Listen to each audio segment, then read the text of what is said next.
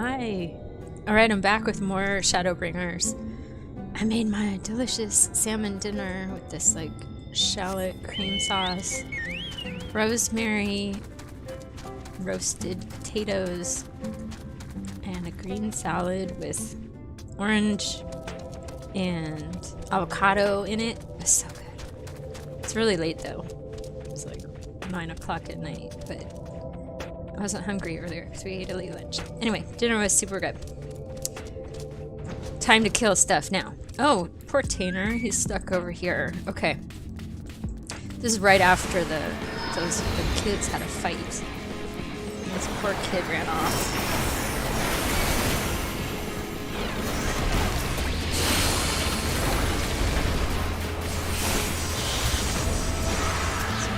Kill everything.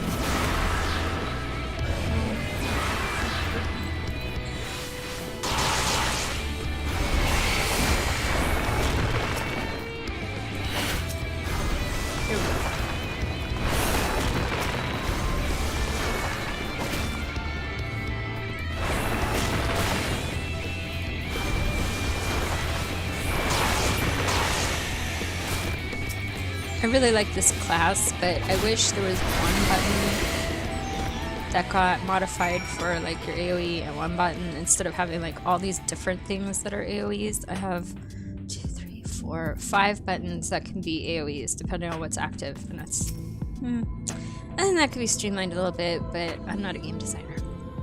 And I haven't been playing that long either, so I don't know how valid my opinion is. Okay, frightened child.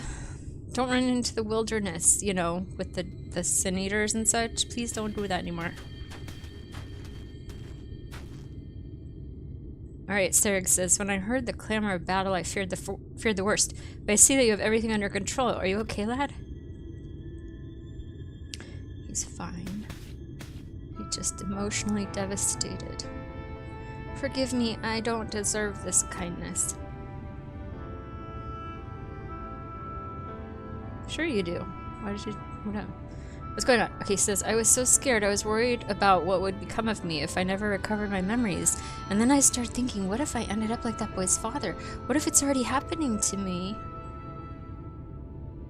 Sarek says, that's one matter you needn't worry yourself with. The carer who examined you told me as much. You suffered no direct wounds. You're in no more danger of turning into a sin eater than Marigold or me. See, you're fine. Is that so? That's good to hear, but I must apologize to that boy. I should have known better than to badger him about such things, especially after what happened to his father. Well, you're just a dumb kid, so it's okay. We all screw up. But yeah, go talk to the kid. Funny thing that, says Sarek, he was saying the same thing about you. You both have good hearts, lad, and you've been through more than any man should. There's no need to be ashamed about your feelings. We both have been through, you know, cataclysm and being orphaned and all this other horrible stuff. There's still so much I do not understand about this world. He says, why does no one here know of me? Am I doomed to be alone for the rest of my days?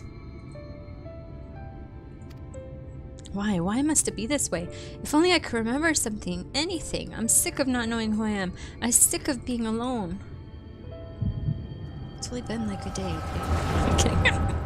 Poor kid. Alright, migraine time. Alright, we see him and these two friends poking a portal. Mage Headmaster says, now it's your turn, Taynor. Don't be disheartened by your last attempt. Even the greatest of mages have known failure. Oh, so his Mage Master brought him here for this. Bright Boy says, your command of magic is equal of my own. If I can succeed, there's no reason why you cannot. Free your mind of worries and focus. Thank you, Nalbert.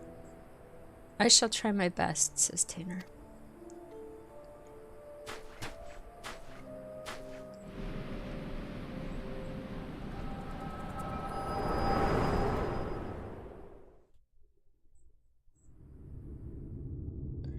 So now we have a clue. More clues. Sarek says, Wicked White, are you alright, Marigold?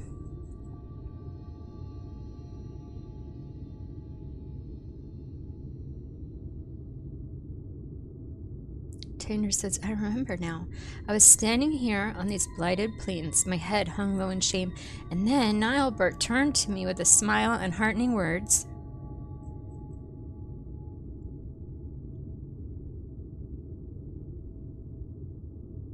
Nilebert, why does the name sound so familiar? I reckon we've much to discuss, said Sirik, but not in this god's forsaken place. Let's head back to the inn and see if we can't get to the bottom of this.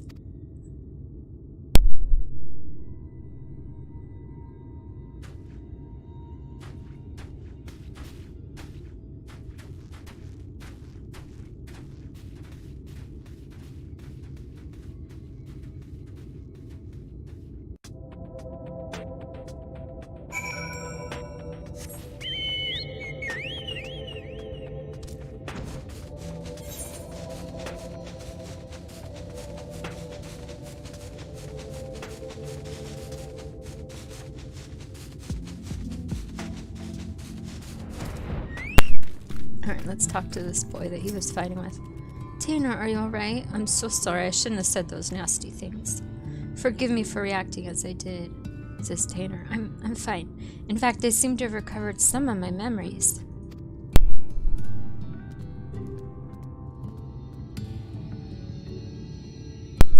Forlorn boy says, really? That's wonderful. Maybe you won't feel so scared and alone anymore.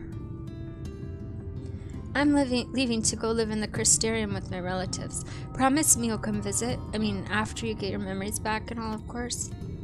Tainer says, it's a promise. Until next time, my friend.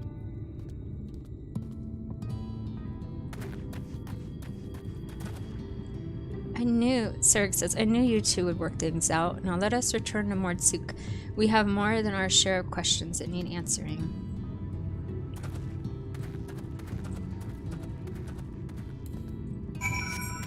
Alright, back to Mordsuk we go. Oh wait, I think I can teleport there. I can.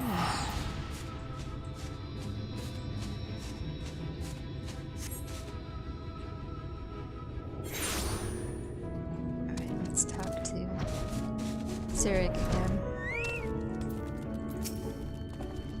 As I saw it, first you fainted all of a sudden, and when you came to, a portion of Tainer's memories had returned. What in the world happened out there? Darn if I know. No, it's the migraine thing.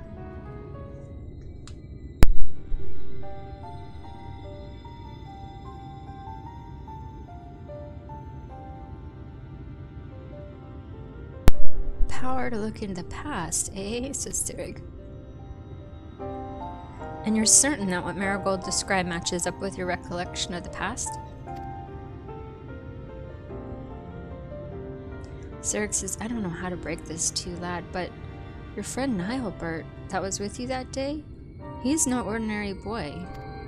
He's none other than the very man who became Phronesis, one of those goddamned warriors of light. If he was just a young child in your memories, that means what you saw took place over 100 years ago. Wait, that means this kid's 100 years old. Would that it were just a coincidence, another boy with the same name, but now, judging from the formidable command of magic, we could only assume it was him. Tainer says, on the way back, I managed to recall some more about myself and Nilebert. We were taken in by a group of mages, a consortium of sorts. They were searching for a means to open a hole to another world, and were recruiting young children with high magical aptitude for the task. Nilebert and myself were the two they chose. You can't be serious, says Sirik. And that would explain the Sin Eater's ability to summon those damned hollows. And if you possess the same knowledge and training as Nilebert did, could also explain why you were able to survive in there all that time. But what I don't understand is, why haven't you aged at all? Tainer says, I can't say for sure. And yet my memories, they're slowly coming back to me. In time, I may be able to help you find a way to close the hollows. Sirik says you'd be a lifesaver if you could, but don't overburden yourself. You're still recovering, after all. In the meantime, don't worry. Marigold and I will see that you're safe. We're your parents now. Come kill stuff with us. We need a mage in our party. It's fine. Sirik says, I thought Tainer was just a victim of the Sin Eater. To think he was actually friends with the man himself. Or back when he was still a man. This can't be simple coincidence.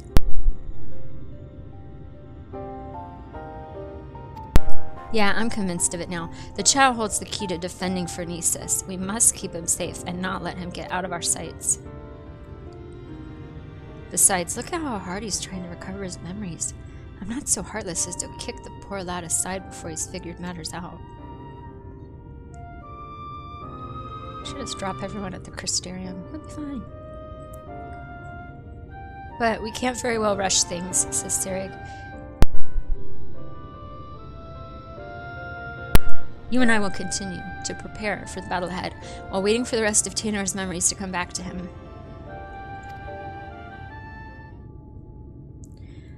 That is to say, if that's all right with you, lad. I'm so sorry. I couldn't possibly burden you any further. Look, lad, I've only known you a short while, but I could tell you have a good heart and a good head on your shoulders. I can only begin to imagine the horrors you've been through, not to mention the fears and uncertainty you face even now. But I want you to promise me this: no more apologies. You're no burden to us, not in the least. You're a valuable member of our band, and as long as you're willing, I want you with us. Isn't that right, Marigold? Yes. You're part of the party now, kiddo. I see, says Taenor. Thank you, Serig. Thank you, Marigold. I will aid your quest in whatever way I can. Now that's more like it, says Serig. We're counting on you, lad.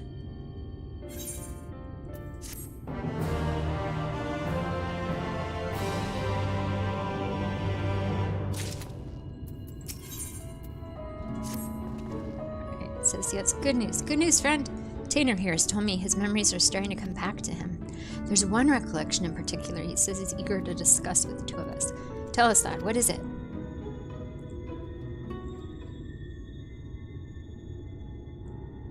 As time goes by, memories of my earlier days return to me piece by piece. Nilebert and I were born to members of a great consortium of mages. From our earliest years, we were tutored in the magical arts by some of the realm's greatest scholars. The consortium's leaders sought to find a way to open a hole in time and space, a portal to other worlds from which they could summon forth beasts of great power. Nilebert and I were chosen to participate in their research.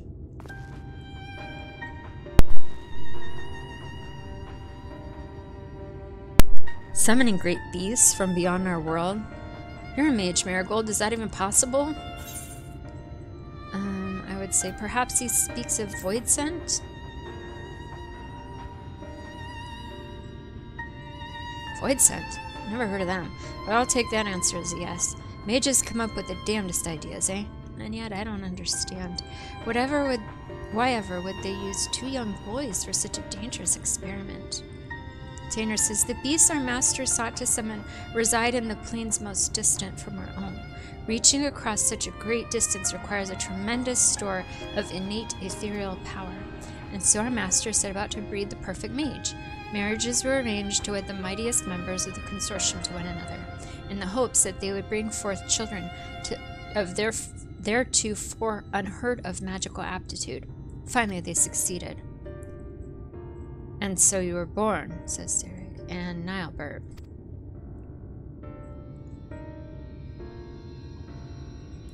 Indeed, from even before we could speak, we were taught the complex incantations required to breach the boundaries between worlds. We practiced these spells day after day, night after night, for what seemed an eternity, and at long last we were deemed ready to attempt the summoning.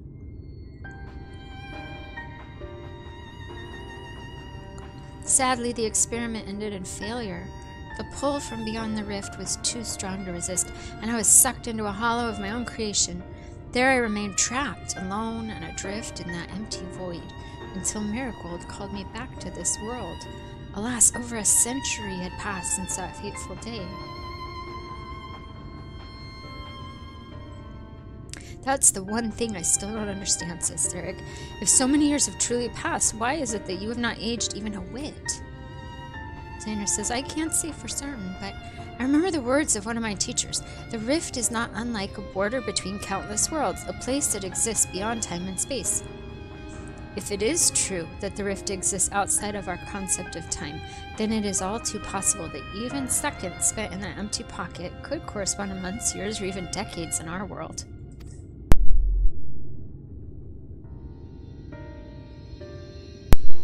And so you've returned to us, just as you were that day, even while over a century has passed for the rest of us. But why didn't Nilebert save you? Shouldn't it have been as simple as opening up another portal to the void where you were trapped? Tainer says, I fear that would be close to impossible. Opening the portal and reaching as far into the rift as we did required all our energies to be focused in unison. So in losing you, says Zarek, not only did Nilebert lose his friend, he lost his only chance of saving you. Talk about being dealt a rough hand.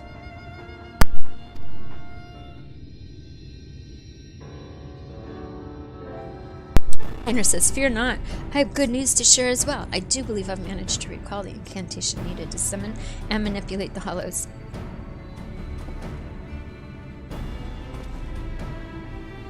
Summoning beasts from beyond the rift is far beyond my powers, but I just might be able to seal up the hollows. Fernesis so enjoys summoning. What say you, friends? Shall I give it a try?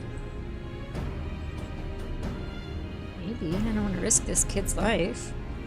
Oh ho, says Zarek. Now that's music to my ears, but let's not be too hasty. After all, the last time we tried to use this magic, there were some complications, to say the least. Yes, let us make the necessary precautions before confronting Fernesis in earnest. Let us meet outside the village where Tainer can test out his magic safe from harm. Alright, let's test this out and see if he can do it before we actually go meet the bad guy. The bad guy who isn't really a bad guy, like, he sacrificed his life to save the world, like, more than once, along with the other warriors of light. He's a good guy, and him making the portals might just be like his friend, him trying to get his friend back after all these years. Or he's evil and wants portals everywhere, but it seems like he might be trying to get his friend back still. Alright, time for a duty. My dog just made a weird noise. Oh, look at that, you just summoned it right up. Wicked White, you did it, lad.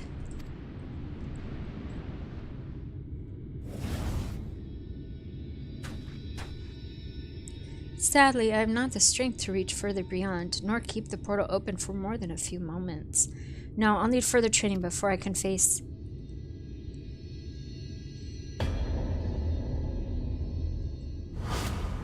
There's the guy.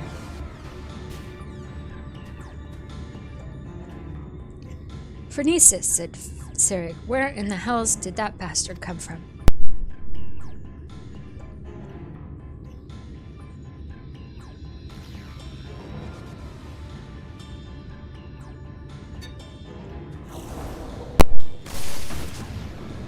Alright, so he's making a portal.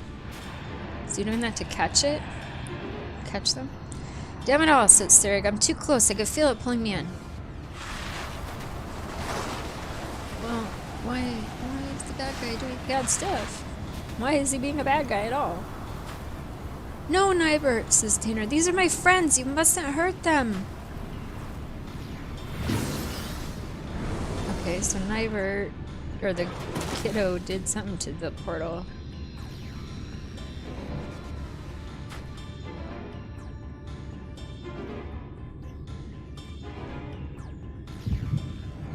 Oh, migrate to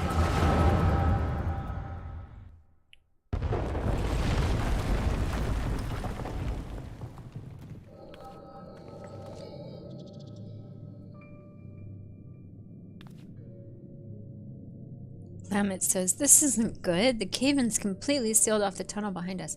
We have no recourse but to press on without our companions. These are the warriors of darkness. I guess before the little Lalafell took off her helm. Ardbert says, you heard her. What'll it be? Nilebert, whose eye turns red later, says, I suppose it falls on us to slay the beast and collect the bounty. Perhaps you and your band would care to take the lead?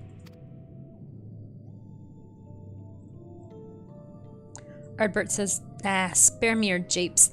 You have no intention of giving up your prize, mind you.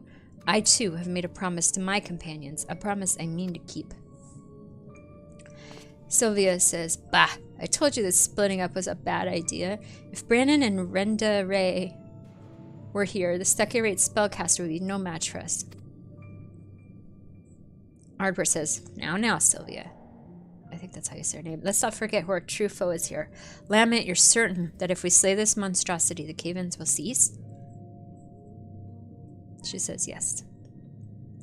According to the miners, the beast was first sighted on the same day the tremors began. Its very presence sucking the mountain dry of its ether. We dwarves know these caves as well as we know our own bodies. Trust me.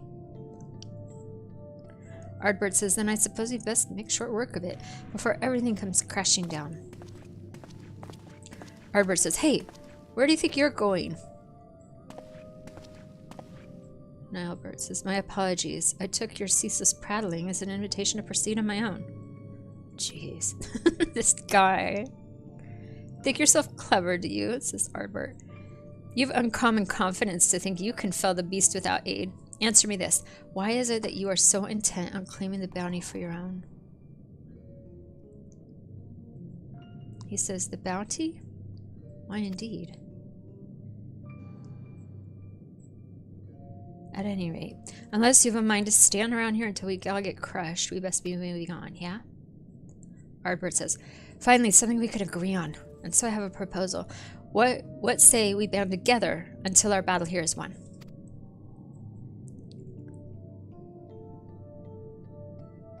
Ardbert says, the tremors grow stronger. No doubt a cave-in is imminent. Let us vanquish the enemy with our combined strength and quit this place before it becomes our tomb.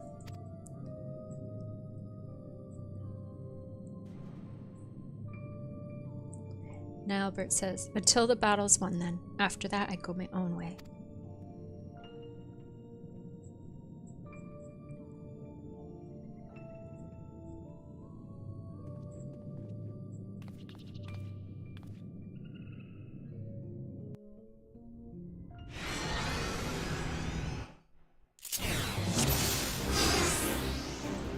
Alright, I get to fight as Nilebert. What do we got? We got fire. Ice. Lightning damage.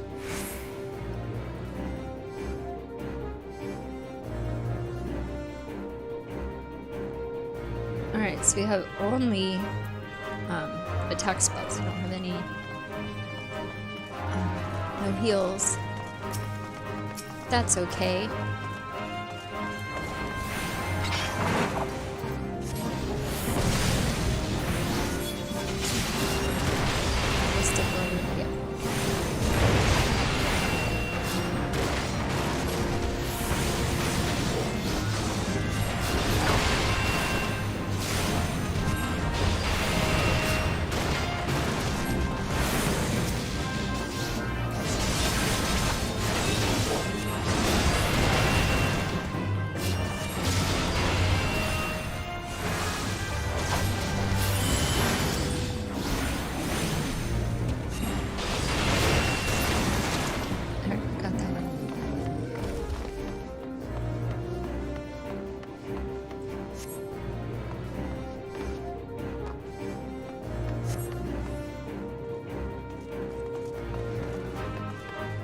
We get to fight these mine worms.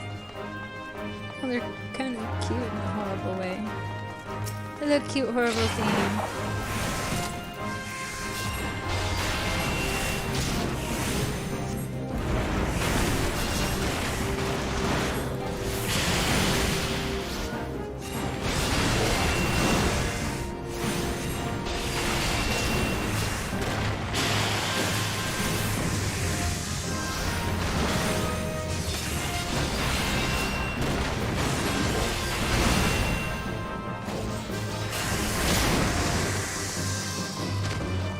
I don't remember this Sylvia character from the band of heroes, the Warriors of Darkness, which doesn't mean she's not there. I mean, we got two gray-haired Elysian people, maybe. I don't know. Are we only assuming that the bad mage was Nilebert? Or is she gonna be like a red shirt and die?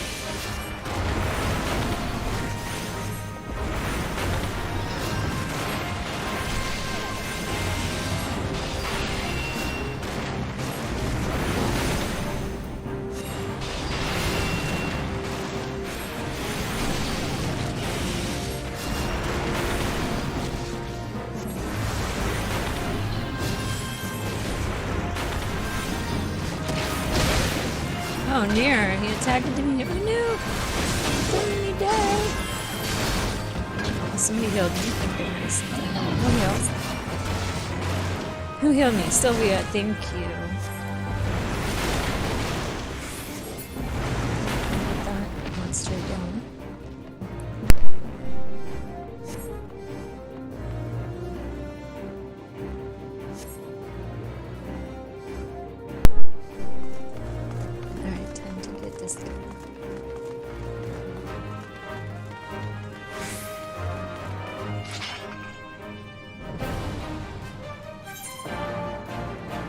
That's him. He's the one who drinks of the miner's ether. Alright, let's put this oversized bull out to pasture. Sylvia, Lamet, Nilebert. With me. The magics are yours for now. I'll take the front, the bell's on. Okay. Why is the healer taking the front? I don't understand that.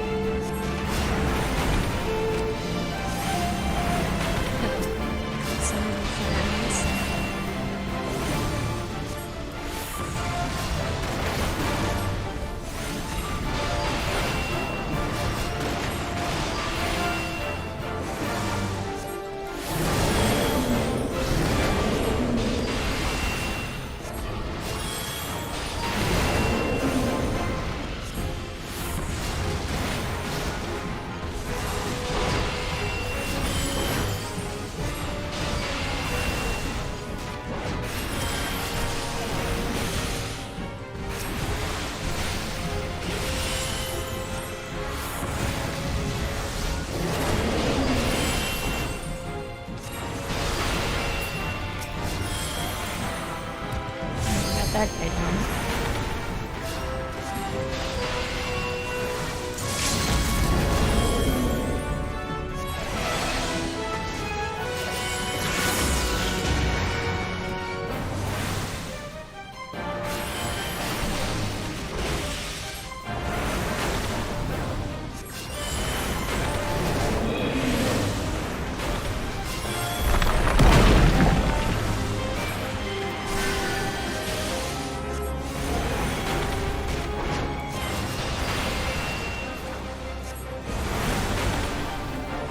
Something wrong here. It seems like he's living a really long time.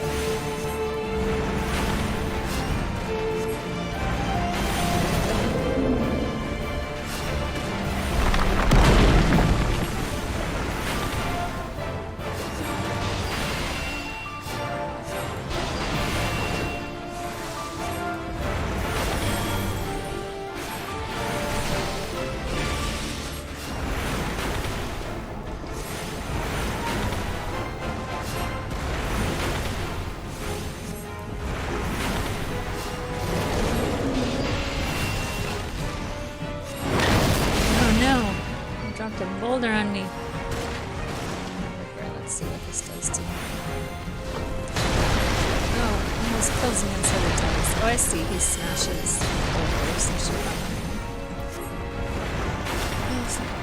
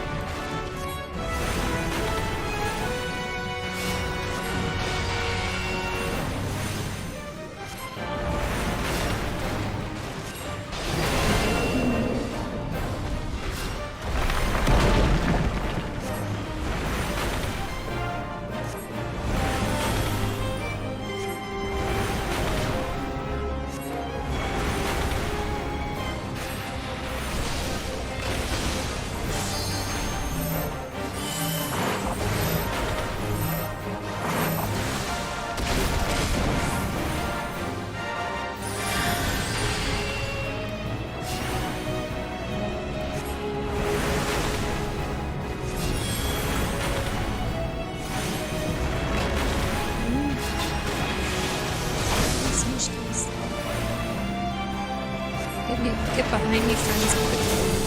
Oh, okay. Still didn't. How come I could fail to do it fast enough?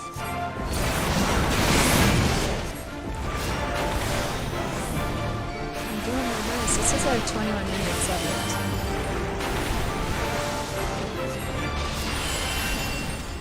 Alright, we're almost dead.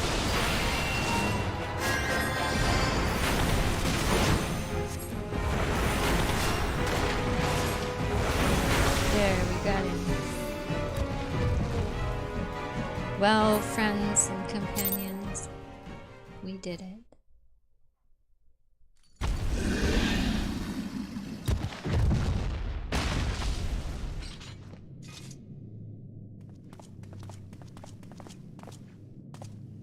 Ardbert says, we've done it. Now, to find ourselves a way out.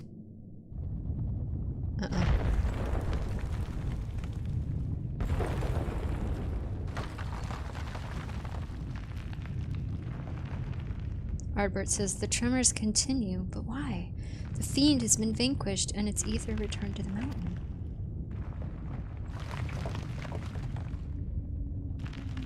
Lamet says, we were wrong. No, it wasn't the creature itself that was causing the quakes. What?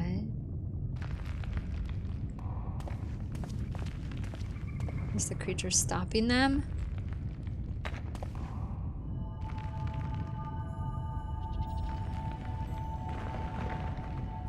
Nyabert says, ah yes, the crystal courses with nigh inconceivable power, a vast wellspring of ether accumulated over the ages. Yes, the beast was but a hungry creature, drawn here by the stone, as was I. Ardbert says, you had no interest in the bounty all along. Albert says, the stone has been left unchecked for too long.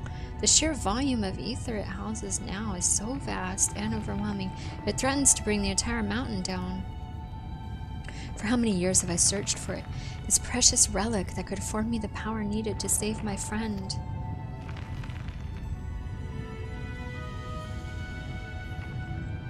Lamet says, you mean to take the stone from this place? Sylvia says, but then what will happen in the mountain? Lamet says, if the ether is not returned to the earth, it's but a matter of time until the mine collapses.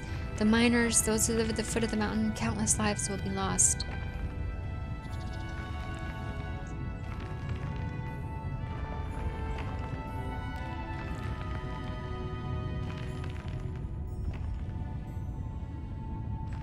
Ardbert says, there's no time. What can we do? Niallbert says, Tainer, my friend. Oh, he's been trying to get him back. Damn it all. And he returns the ether back to the mountain to save all the people. Ardbert says, the tremors have stopped.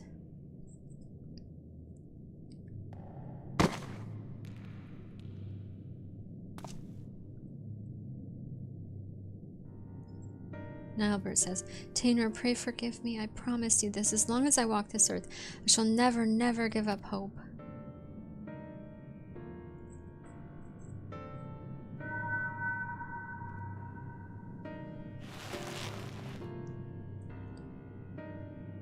Wait, how do you get this pink crystal?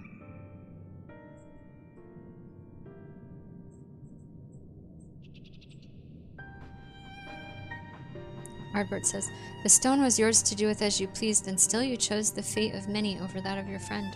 In return for your sacrifice, I would make you an offer.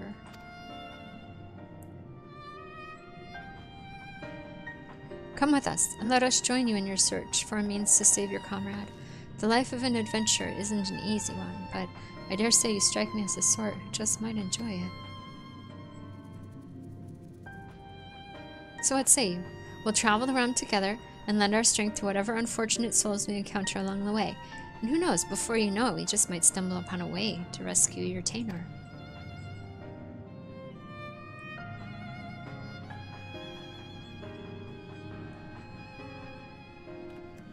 I would like that very much, says Niallbert.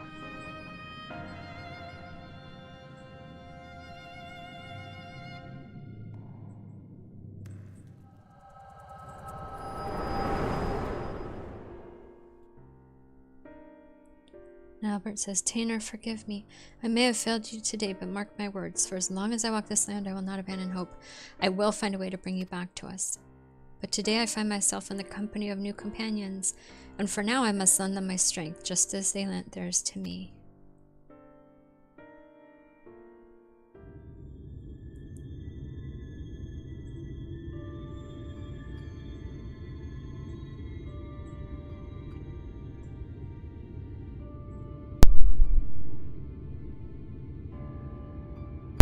Tainer says, Marigold, are you alright?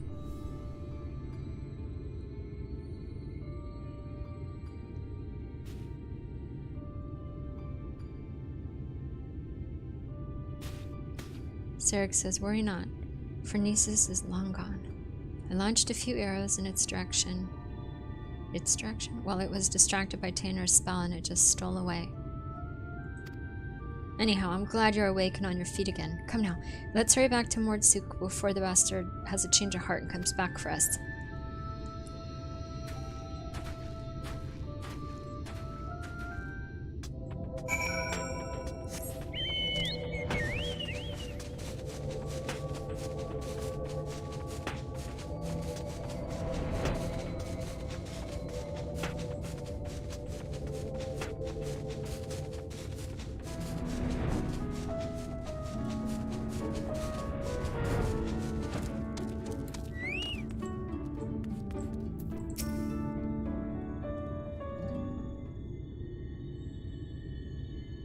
Sarek says, you really gave us a scare back there, clutching your head in pain with a deadly sin eater in plain sight.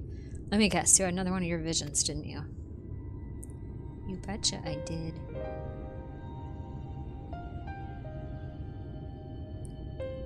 They were trying to find the kid in the portal.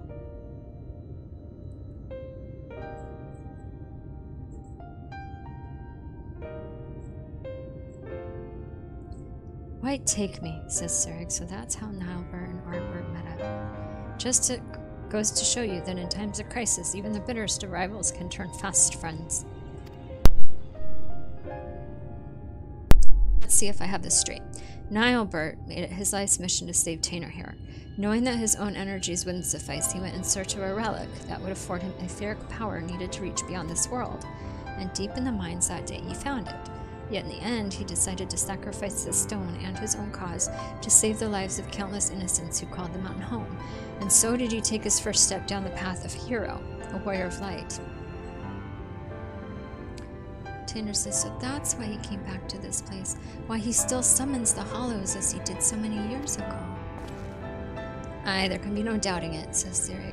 Even now that he's become a sin-eater, bereft of memory, reason, and any sense of his own actions, the ghastly shell of what once was Nilebert still haunts the wasteland, searching for a way to bring back his old friend.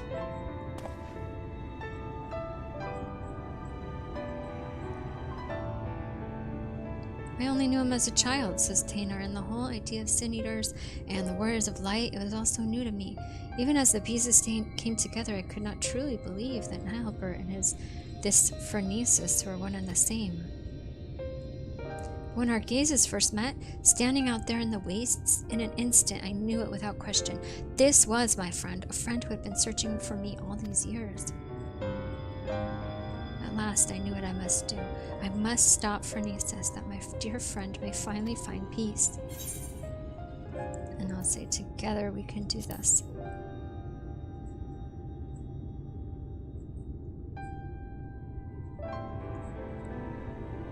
Thank you, my friends. In the battle, I was able to push Phronesis' hollow away from Sarek, if only for a short distance. With more training, I'm certain I can get them to close up entirely. Sarek says, after all we've already seen from you, I have no reason to doubt you. If you're game, so are we. Sarek says, finally, some cause for hope, eh? But still, we must exercise caution. The last time the boy worked his magic, our foe showed up faster than you can save Phronesis. While this might be simple coincidence, the likelihood is high that the casting of the spell itself summoned the Sin-Eater to us. You'd best avoid casting any similar incantations until we're prepared for the final confrontation. I want you to stay close for now. Devote yourself to your studies. and hone your skills to whatever degree you can in the safety of the village. In the meantime, Marigold and I will redouble our training efforts as well. Should we succeed in finding a way to counteract the Hollows, it will come down to our firepower versus our foes. We must be at full strength for the battle, lest we allow victory to slip between our fingers. You bet. Me and my carbuncle will be ready.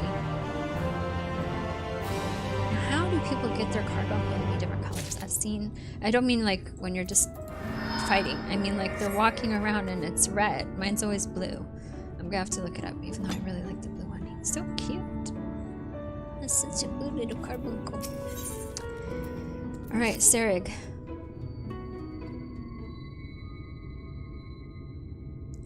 That look in your eyes. Yes, I can see that you've gained much strength since last we met 5 minutes ago.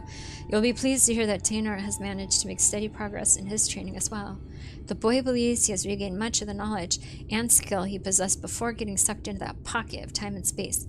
An admirable feat, considering that it was not long ago that he could scarcely remember his own name. And yet, there's one aspect of his training that has yet to be addressed. Put simply, the boy lacks experience in battle. Let's go fight stuff. Taynor says, to work the magic necessary to seal up the Hollows, I must maintain perfect focus and clarity of mind. In the battle with Phronesis, if the battle with Phronesis is my first, I fear my concentration will be disrupted all too easily. Serig says, so I thought I'd take the boy out into the wilds, that he might acclimate himself to the battlefield and further hone his command of magic in the process. And yet we must keep a wide berth of Amarang. Were we to encounter Phronesis before we were fully prepared, the results could be disastrous. Serig says, and so I propose that we go on an excursion of sorts. Would you be willing to accompany us? I believe there is much the boy could learn from your example. Let's go. Excellent. Let's make for Lakeland. The beast in the Forest of the Lost Shepherd should provide a fair challenge for the lad. Sounds good. Let's go find the monsters for him to practice on. Where should we go? Let's go to Fort John.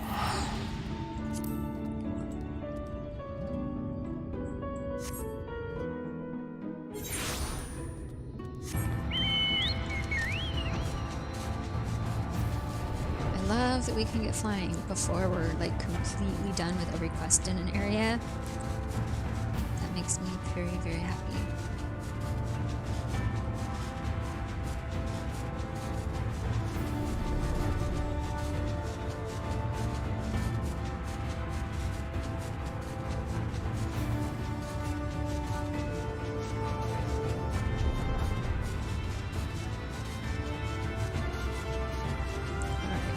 This kiddo.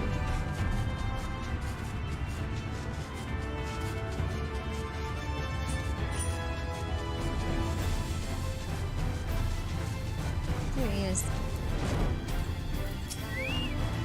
Serig says, "Ah, there she is. Now shall we get down to? Huh? Is something the matter?" Taynor says, "How do you like my new clothes, Marigold?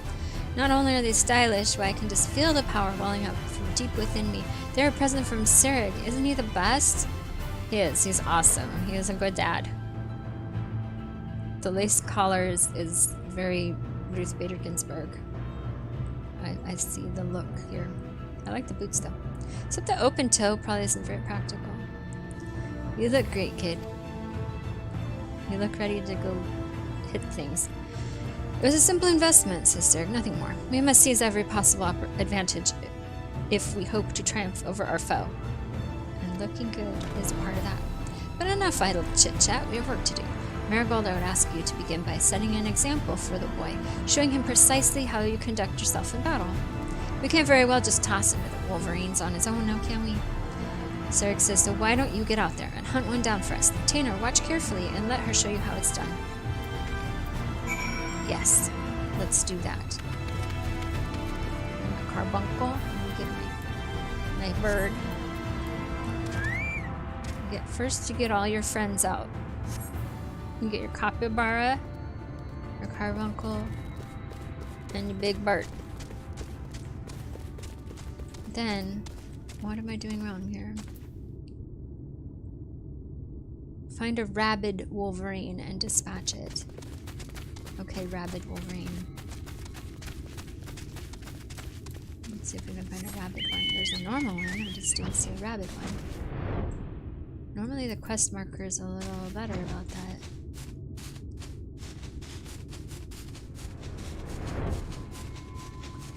Wolverine, Wolverine. I suppose it means like just a regular Wolverine, does it? Let's try, I guess. I feel bad killing one for no reason. But it's important for his training.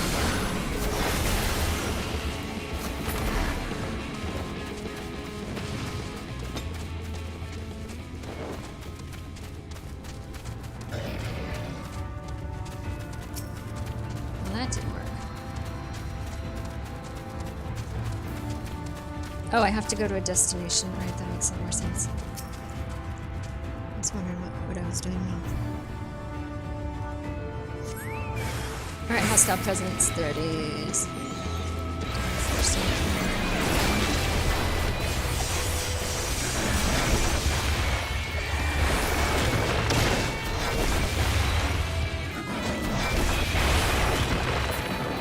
There. He's dead. Did you watch? Watch how I try not to let it hit me, but fail at it. Tanner says, that was incredible! The sheer destructive power of your spells, and the way you seamlessly weaved one incantation after the next. Everything! But tell me, what would you say is the most important thing a mage should keep in mind when doing battle with a fearsome foe? I would say casting your spells in proper sequence is the key. You have to think about it, not just shoot everything all the time. Ah, but of course. Thank you, Marigold. I will endeavor to put everything I've learned from you into practice. Well, here goes nothing.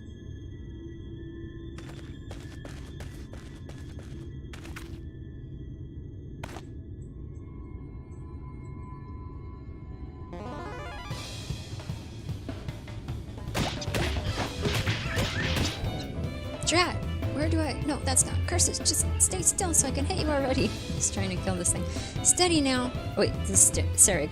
Steady now. Don't let the enemy fluster you. Keep your focus. Tanner says, right, focus. You're a feisty one, aren't you? No, that's not. Sarig says, I've seen enough of this. No, he's doing okay. Let him do this. Maybe we should start on like tiny worms or tiny rabbits or something very easy.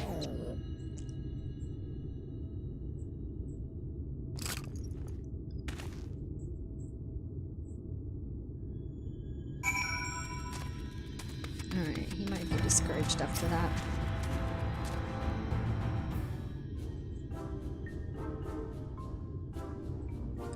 Tanner, pant. Oh dear, that didn't go nearly as well as I hoped. Sarek says, don't get so down on yourself, lad. I shouldn't have jumped in the way I did. I dare say you were starting to get the hang of it there at the end. Tanner says, I thought it would be a simple enough task to follow Marigold's lead, but when that savage creature stared me down, I was too flustered to put what I learned into practice. Sarek says, indeed, it's not the strength of your magic that's the issue. You simply must learn to compose yourself. Tanner says, what do you think, Marigold? Are there any other words of wisdom you might offer me?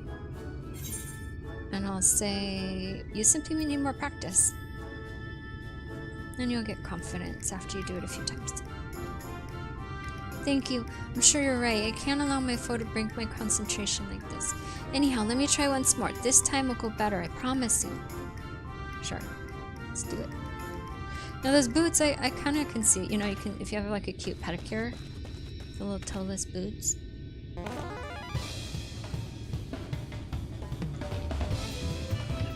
Alright, he's still gonna do it this time. We believe in you. Sarek says, yes, the boy will be fine. I must stay my hand. Yes, Dad, let him do his thing. I can do this.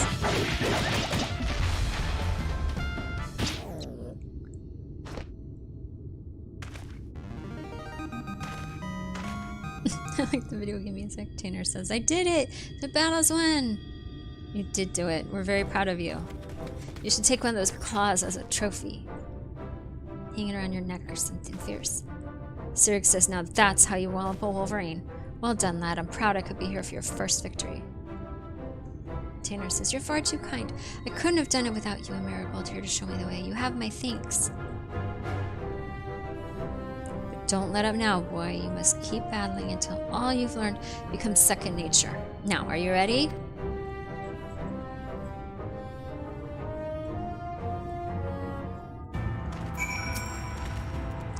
He says, that was rather more difficult than I expected.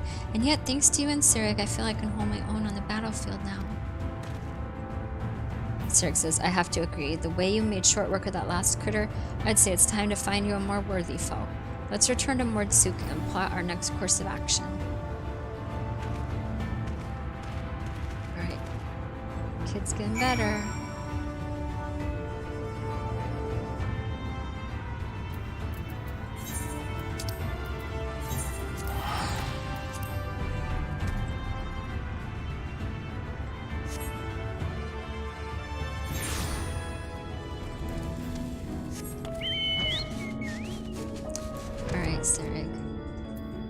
Ooh, that player looks really cool. Sorry, that's my dog scratching himself there.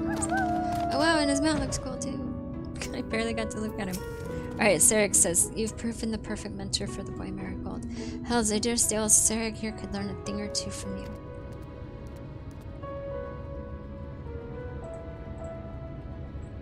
You've taught him not only how to wield his spells in battle, but how to maintain his focus in the face of danger. With those fundamentals under his belt, it's just a matter of time and practice till he's ready to face Phronesis. Tanner says, I promise you, my friends, I will not let you down. Now, if you'll excuse me, I best go and write down all I've learned today while it's fresh in my memory. Sirik says, such passion and determination. This must be the boy he always was before his time beyond the rift stole from him his memories and his spirit. He devotes himself to his training that he might help us fell Phronesis and bring his friend a measure of salvation. There's no telling what course the battle will take, but I suspect the boy will be forced to confront his past head-on. It will not be easy for him, and yet I believe it is a necessary step for him in order to forge himself a new future. For Tanner's sake, and for the sake of those who call Almarang home, we must triumph in this battle. Not to mention for the sake of our coin purses, eh? At any rate, I will leave you to your training and return to my own. The final confrontation is close at hand, and we must be ready.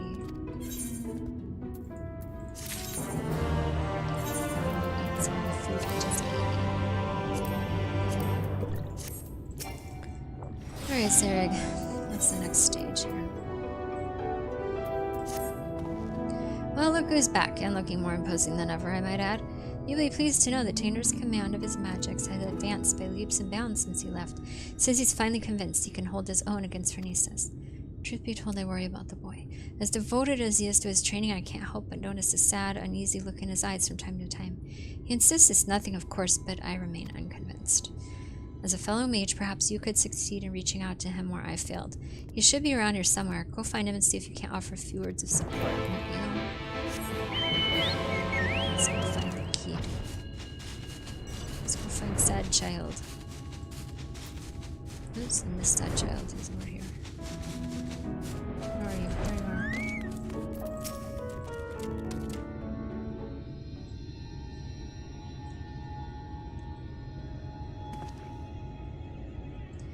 Hello there, Marigold. Is there something I can do for you? Sirik was worried about me, you say. That is kind of him. I assure you, I'm completely fine. Right, completely fine. I owe so much to both of you. You brought me back from beyond the rift, took me under your wing, trained me, and comforted me to the point that my memories and my magic have both returned. And I'm finally ready to face my old friend in battle, and it's all because of you. And yet, there's a fear growing inside me, a fear that threatens to consume me. In my studies, I've learned much about the Sin Eaters. I learned how those who fall to the most powerful Sin Eaters, like Phronesis, become Sin Eaters themselves, doomed to live out their days as mindless, unholy abominations.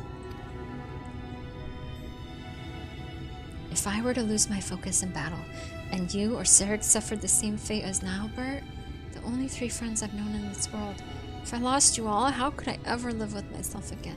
This thought, it shakes me to my very core. And I'll say, if you falter, we'll be there for you.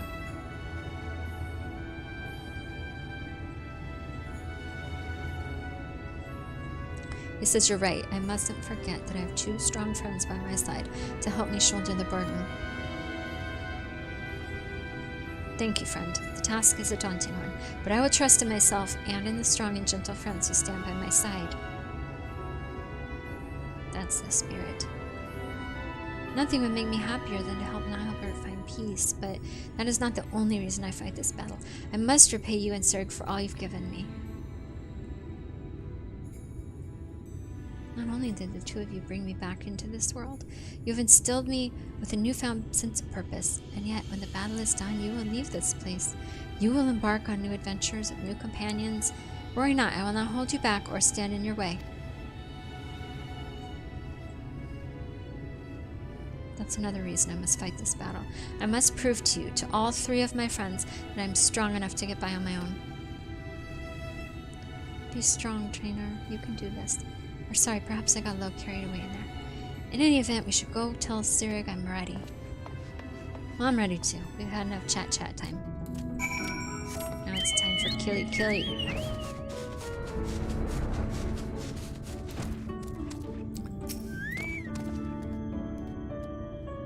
You're finally back, I see. I was starting to get worried. I trust this means you're ready to do battle with Phronesis? I am, says Tainer. Let's put an end to this nightmare and set Nihilbert and the people of this land free. That's the spirit. Alright, the plan is to lure Phronesis to us by the same method as last time. We'll venture to the central hills of Amber, a safe distance away from the city, and Tainer will summon forth a hollow. It should only be a matter of time before our quarry arrives. I believe our chances are best if we can lure Phronesis to a wide open space where we'll have complete freedom to maneuver. The hills of Amber should suffice. If you're ready, let us away at once. I'm ready.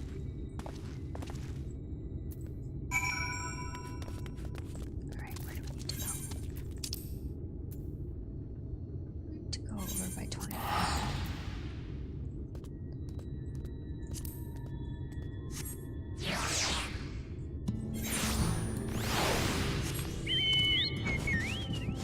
Very dreary little town. They helped us, but this area would not be very fun to live in. Alright, where's my little friend? There he is. Hello, little friend. I'm ready, let us begin.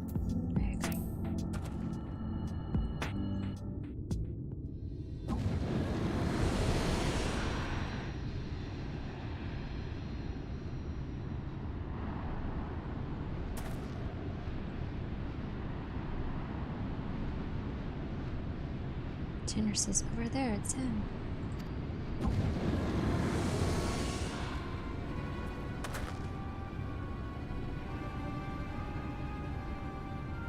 I didn't get that this was a sin eater in the form of the Warrior of Darkness.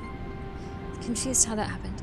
Tainer says, yes, I knew you would come. Well, I guess we won't be needing this anymore.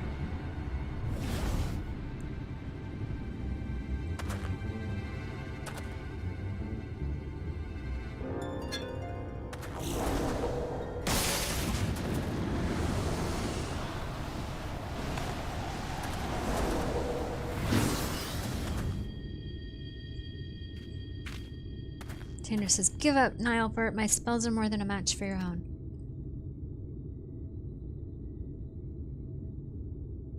These are my friends, and I'll not let you take them. Do you hear me, Nihilbert? Your long nightmare and ours shall end this day.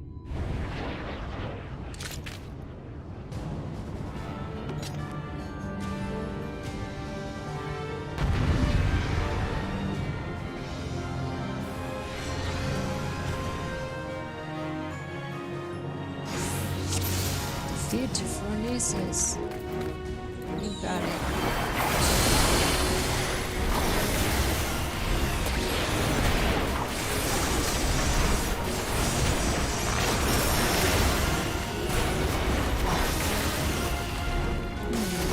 Kid have heroes or no?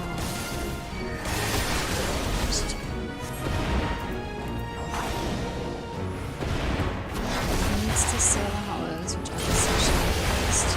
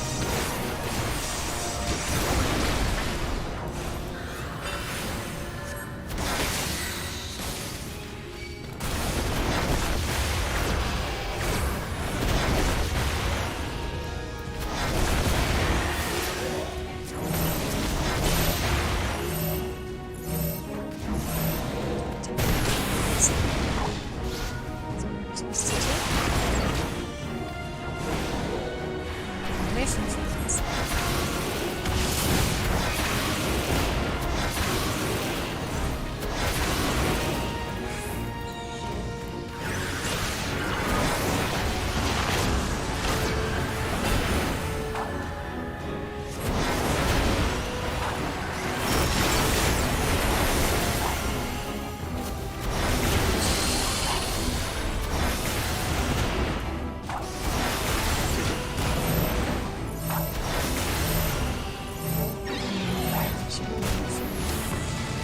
Now we're blowing the things up. No, we shouldn't get nerds.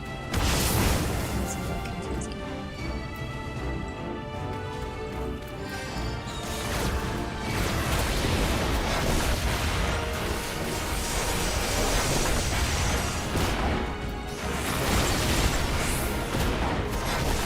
Stay clear of the hollows, it says.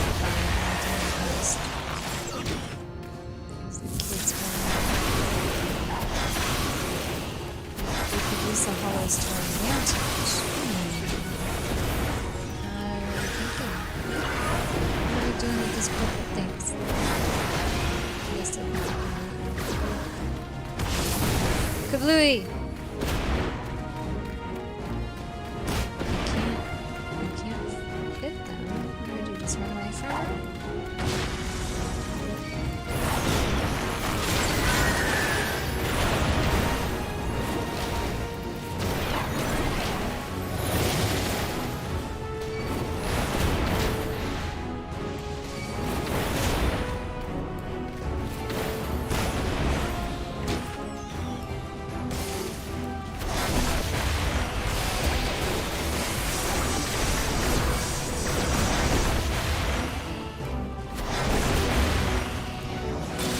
Kid's wearing out, but he's still trying to close his hollows.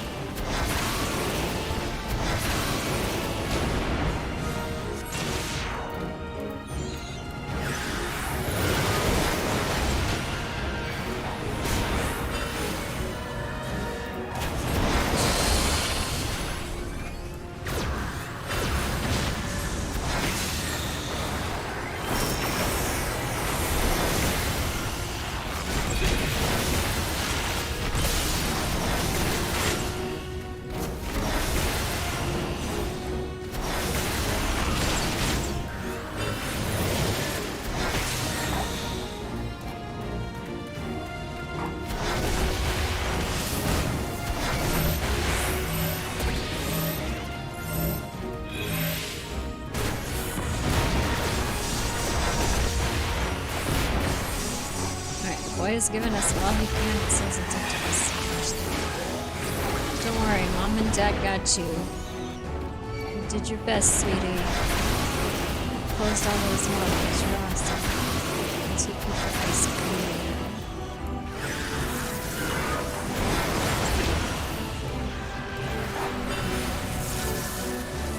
Oh, stupid balls again. It's good for me.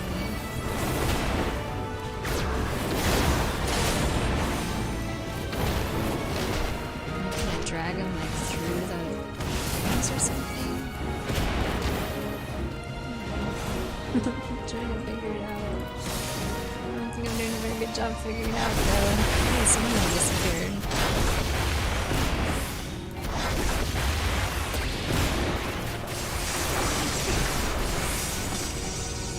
Ah, we did it. And the ball came on Hibby and exploded. Okay, the lightning globes do get swallowed up by the hollows, it says. So, you know. I did well. Oh, a little piece of... Is that stuff that we can trap the bad guys in? No, it's different. I think. Pretty.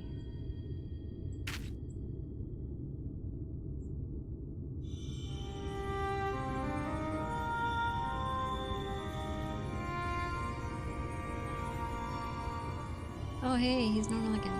Now Albert Shade says, "Forgive me, Tainer. Far and wide did I travel with my companions, all the while searching for a way, any way at all to bring you back to this world. And yet in the end it was all in vain." Though I treasured the adventures I had with Ardbert and the others, my choice that fateful day forever haunted me. What if I'd run off with the stone and used its powers to rescue you, as I'd always intended? What adventures might we have shared? I sunk into the depths of despair, and felt myself a wretch for doing so. For by what right do I pity myself when it was I who consigned you to a far more cruel and tragic fate? Whatever pain, whatever loss, I knew was nothing compared to what you suffered. What you still suffer, abandoned by your only friend, cast adrift in a cold, dark void until the end of time. Yeah, no doubt you're still out there beyond the rift, cursing me, cursing my name to this very day.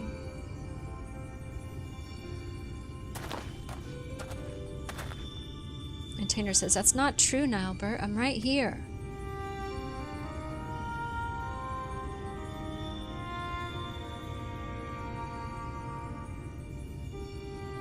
And yet, even if you despised me with every fiber of your being, even still I would give anything to see you one last time, says the Shade. You could curse me, revile me, rain fists and magics down upon me. It would all be worth it just for the chance to say I'm sorry.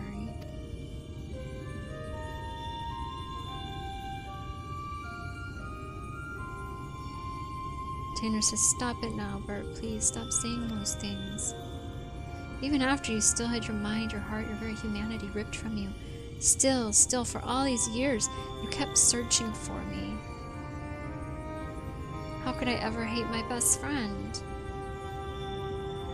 Don't you see, old friend, it was Marigold here who brought me back to this world, but it was you who guided her to me. You have suffered long enough, my friend. I can take care of myself now. You need worry about me no longer, so please rest peacefully.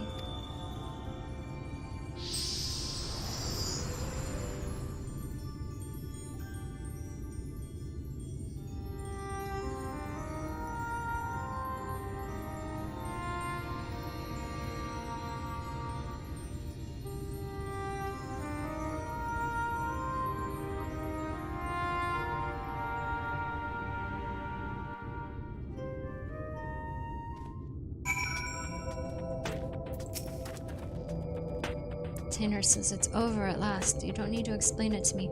I know that Nilebert we saw was just a memory, a reflection from the crystal, that my friend truly passed years and years ago. And yet, even if those words will never reach Nilebert, simply saying them aloud gave me a measure of peace. I have no regrets today. But we should be getting back to town before any more Sin Eaters take notice of us, yes? I'll stay, says Sirig. After the battle, I could use a rest. And I reckon Marigold here could as well. Shall we head back to Mortsuk?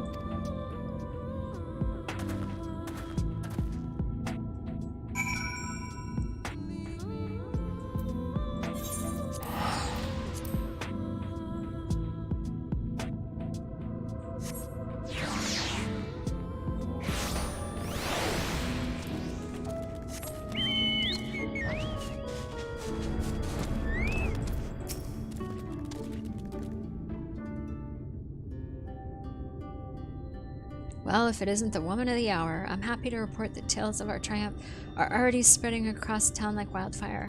Word has it the merchants are so grateful that they intend to sweeten the bounty with a generous personal reward. Cool, give us money. My friends, says Tainer, I have no words to express my gratitude. Thanks to you, Nilebert has found peace, and I can finally close the book on this chapter of my past. Every day I thank the gods for having brought us together. Sirik says, the feeling's mutual, lad. To be honest, I wasn't sure what to expect when you popped out of that hole, but it's been a pleasure having you at our side.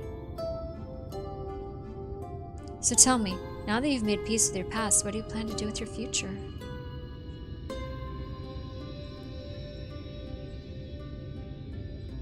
He says, you and Marigold have trained me well, and I'm quite confident that I can hold my own on the battlefield. Perhaps I'll travel the land and see if I can use my abilities to help those in need. Sirik says, if I didn't know better, I'd think those are the words of someone twice your age. If that's truly your intention, then I have something of a plan.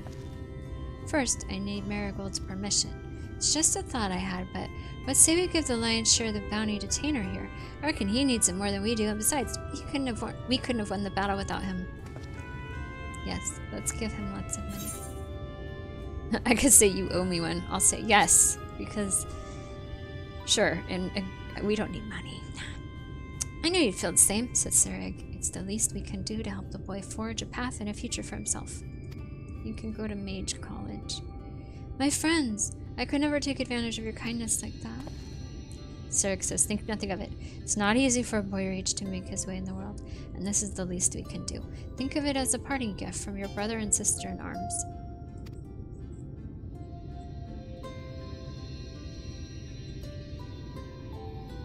Thank you, Sarek. Thank you, Marigold. As long as I live, I'll never forget your generosity.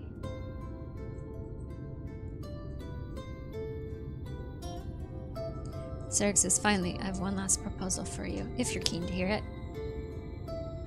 There's this bounty hunter I know. He can hold his own with a bow, but he's always thought he could take on bigger marks if he had a skilled mage at his side. If you're looking for a partner, this is. Sarek? You can't possibly mean... Of course I'm saying it, so what'll it be? Yes, 1,000 times yes. Why, nothing would make me happier. And I suppose that settles it. Welcome aboard, lad. I've got a feeling that this is only the beginning of a rewarding relationship. And on that note, I do believe my new partner and I are off to the Crystarium to find ourselves a new mark. It's not too much to ask. Why don't you join us there? I still owe you your share of the bounty, and I reckon it'd be a good place to say our proper farewells. We'll meet in the food court at the Crystarium. Let's head over there.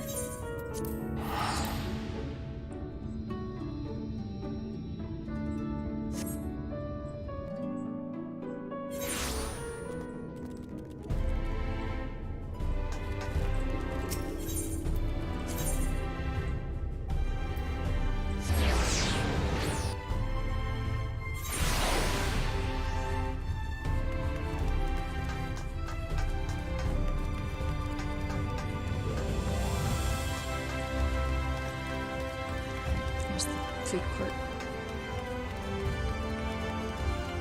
Alright, Sarek, it's good to see you again. I'm Marigold, glad you could join us. Tanner and I just arrived a short while ago ourselves. The boy's keen on starting his new life as bounty hunter, to say the least. He's got no end of questions, that one, but there's only so much I can teach him. The rest I'll have to learn from experience, and so I intend to do what I can to show him the world, keep him safe.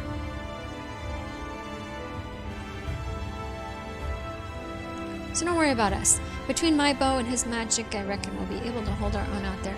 That said, should we ever find ourselves on the trail of a particularly nasty foe, I hope you'd not be averse to lending us your strength once more. Yes, somehow I have a feeling it won't take another 100 years for our paths to cross again. Until then, friend, stay sheltered in the shade. Cool. Take that. Oh, I get all three. Amazing. Head back. That guy that wanted a lamp, we'll help him. There. Okay, we have this glowy crystal. I guess we still have it, or maybe he just wants the story to inspire him. We'll see.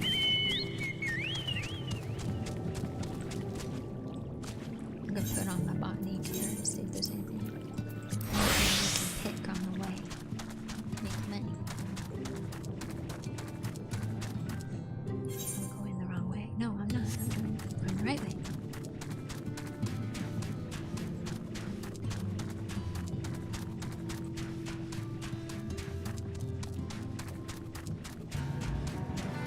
Ooh, look at these war growlers. Look how neat. Oh, it's like a cool octopus thing. I'm not armed, so I'm gonna mix up. Fight with it. It looks really cool.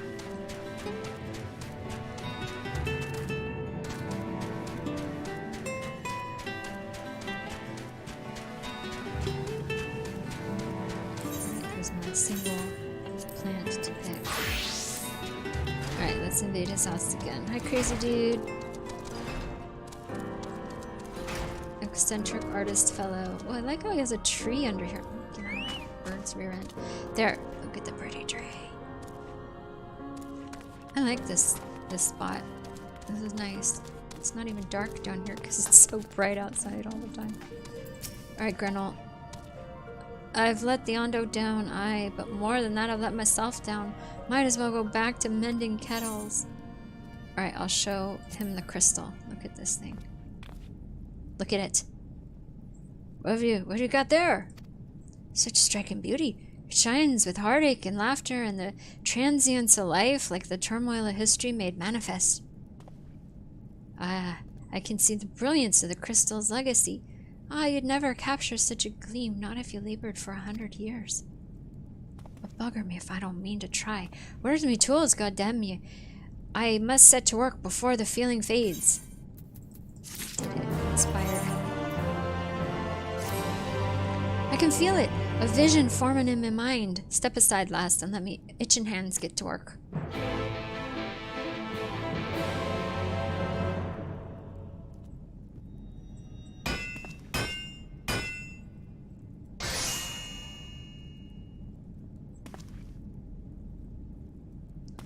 And done, he says.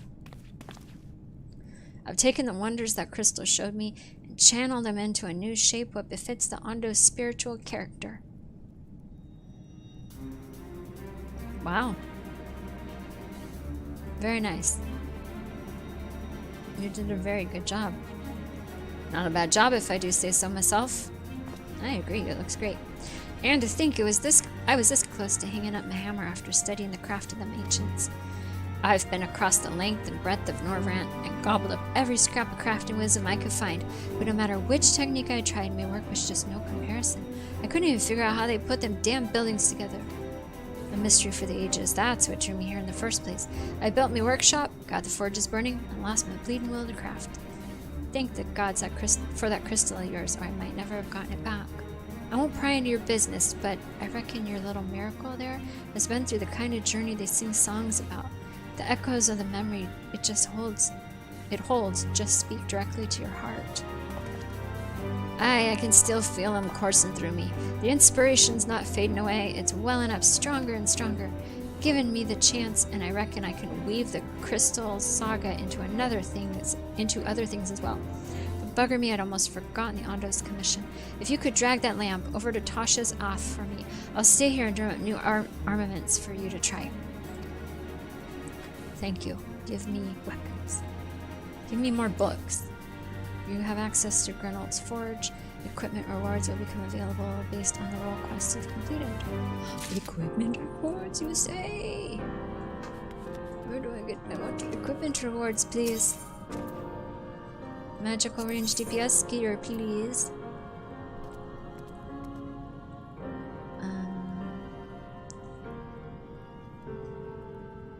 I can get all these? Alright, item comparison. It's definitely better, so give to me. Okay. Oh wow, I can just like get all of these. Nice! That's cool. Yes, all of them are better than what I have. I love it. Okay, let's put them on. Let's see how they look. Yeah, okay. I don't know what the deal is with these, the summoners. They always have these horns. And I almost always hate it. Look at her face. That's how I feel about this horn. Just sort of blank. Yeah, it's fine. Alright, let's hide it. Because it's ugly. The outfit's not bad though. The rest of the outfit's okay. A little Christmassy, but it's alright. Thank you for the nice outfit. I love it. I'm not complaining about the color. Is it dyeable though? No, it's not dyeable. Oh, the pain. Okay, I'll take my little Christmas elf self outside. We have to deliver the lamp to Tosh Oth. Is that a person or a place? Let's just teleport and spend my money. Let's go deliver our really cool lamp. He made a very neat lamp.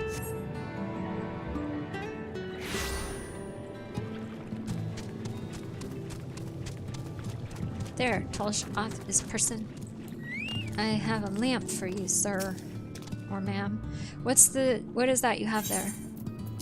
A cool lamp. The sacred lamp! Then the Finless one has kept his promise. My people tell me of the many deeds you have performed in the name of eating the cups, and now you will come to me, bearing the light we had almost surrendered hope of ever seeing. We can doubt your purity no longer. Your arrival was the will of the ancients. Yes, the time for fear is past. We shall take the lamp and unveil its austere illumination upon the walls of the Forgotten. Gather there with your companions, and we will speak once again, once our prayers have been offered.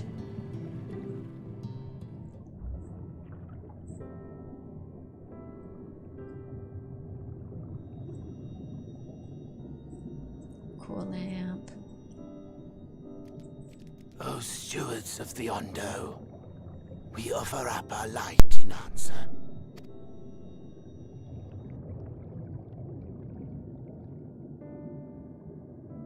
That crystal you showed the artisan. Did it belong to one of my friends?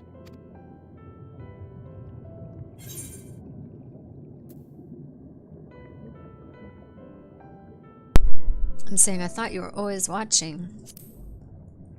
Did you take a break? I tried to give you a measure of privacy. No one wants a spirit looking over their shoulder every moment of the day. Well, thank you for that. So tell me, if you would, how did you come across that crystal?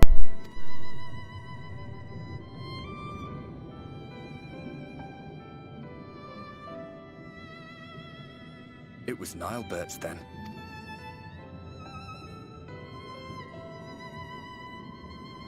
Strange that I should learn such things now, after they're long gone.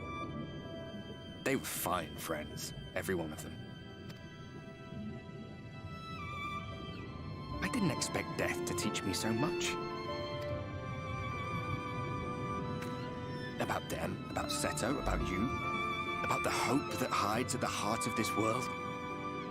I've never been one for idle chit-chat, but if by some miracle I could see them all again, I doubt I would ever stop talking. I'm grateful I got to bend your ear at least. And just for that, I reckon I'll stick with you. To the very end. We're buddies now.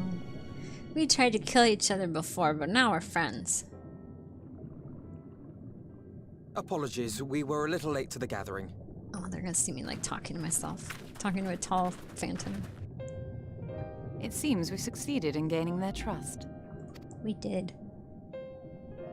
Now let's betray them. The delay wasn't exactly welcome, but at least our many hands made light work.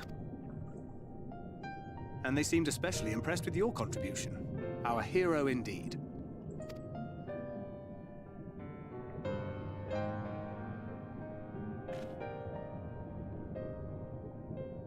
Y'shtola was telling us those structures may date back to the age of the Ascians. Yeah, that's what we were thinking. An Ascian homeland. Yep, just like Emmett Selk told us. Despite his many protestations, I never quite believed Emmett Selk was telling the truth. Nor I. But there is no denying the evidence before our eyes. Clearly this was once a great city. A home they would see restored, no matter how many tens of thousands of years it takes.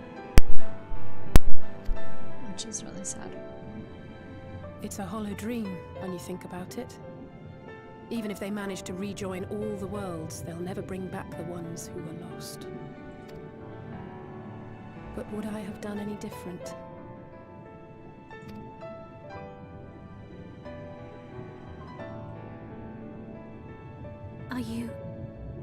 How are you feeling?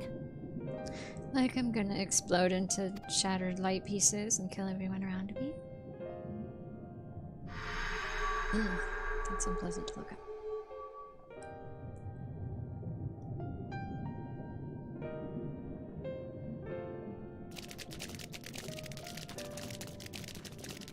Hello, fish You have people. completed your devotions? Yes. To the honored ancients have we offered up our prayers and our gratitude. You too have our thanks. Might we trouble thee then to tell us more of the illuminated land of which thou didst lately speak?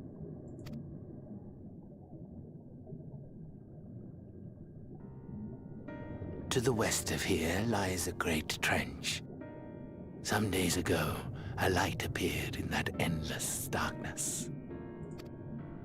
Curious, we ventured closer and discovered in the depths an entire city.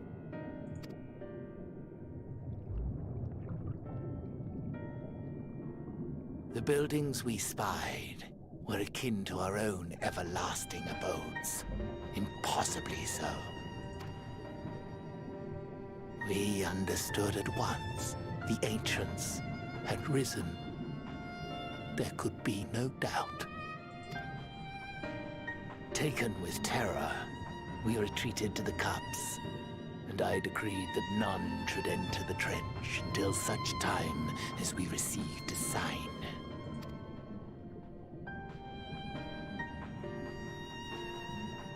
Might it still be possible to reach this city of the ancients?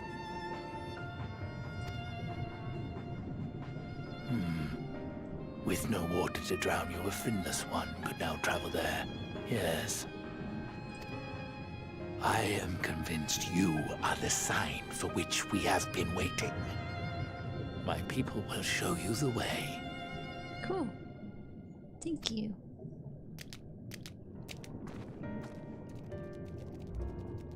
I never did finish helping the hive mother, clutch mother. Shall we? But there were no more ether current quests, so she'll manage. She'll be okay.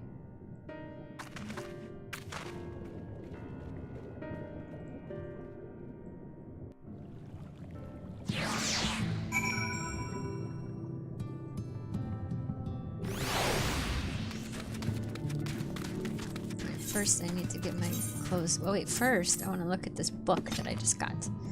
Let's take a look at how it looks. Oh, it's nice. I like it. Very nice. Okay, now I'll put my glamour back on so I can look cute. There, my purple one. My Warrior of Darkness outfit. Alright, Ondo guide. First, let me make sure.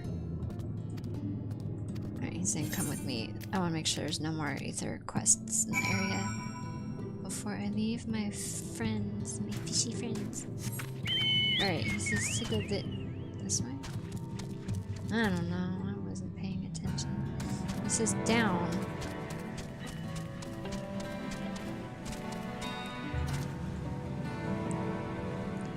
And that way.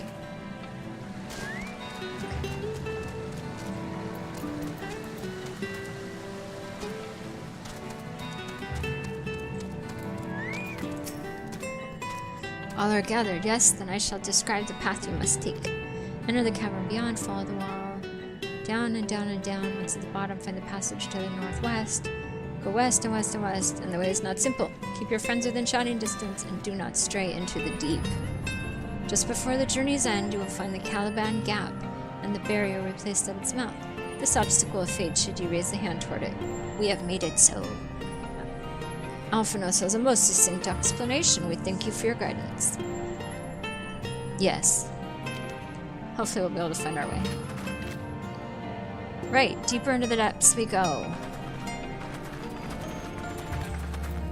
Let's roll, kids. We go, go, go, and then we go north and west, and then go, go, go. West. Yes, that was it. Okay, we go down this way? I think we were supposed to... Oh, they put a person at different spots, thank goodness. Because... yeah, I'm not sure I'm going the right way. Okay, Reen, we're heading this way now. Down, down, down, but not jumping like a lunatic. I'm getting down around the bend.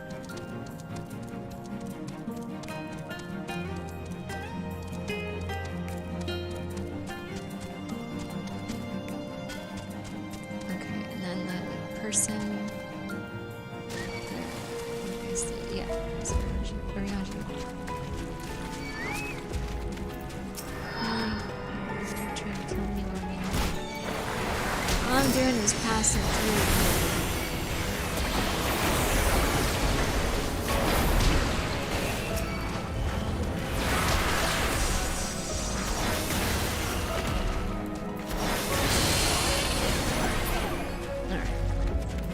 Got rid of them. Our guide bade us travel to the cavern floor and thence to the west.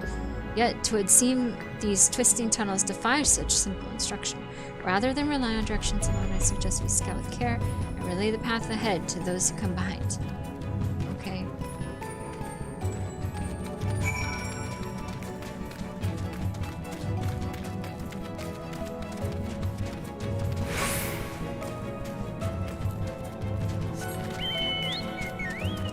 Alright, speak with Alpha now. We find him. This is definitely a complex path. We took over the one that's pretty CQ covered. That's good.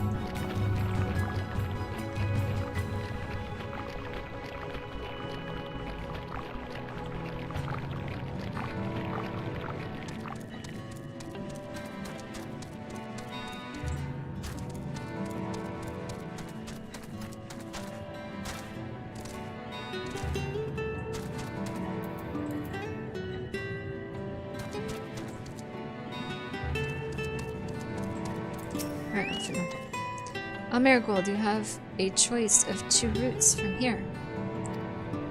Take the long way to the south along the rocks, or skip along the coral branch. Alright, let's skip along the coral branch.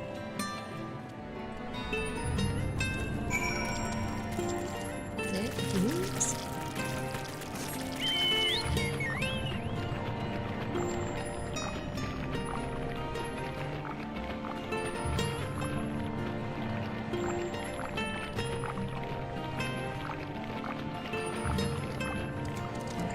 We made it. There's Alpha, he survived. I'm plugging around into how they say in a minute. She said she was going this way. There she is.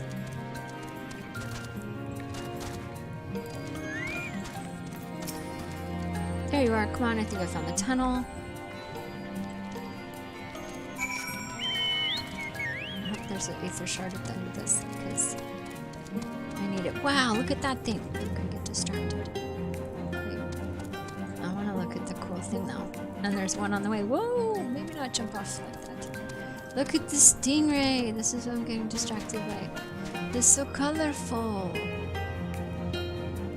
Wow. Don't bite me. I don't want you to bite me. I just wanted to look at you because you're pretty.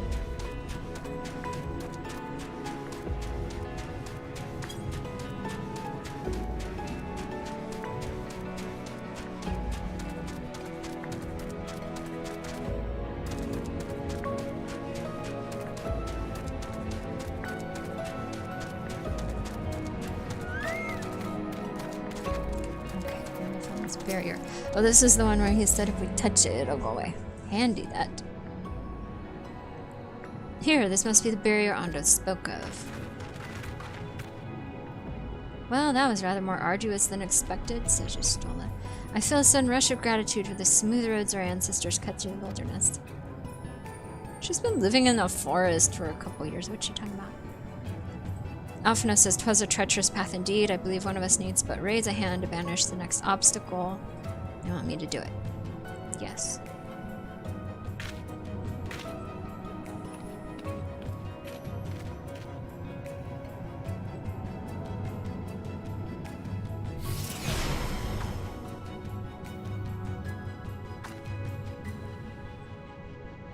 Gone, just like that. I suppose we should head in.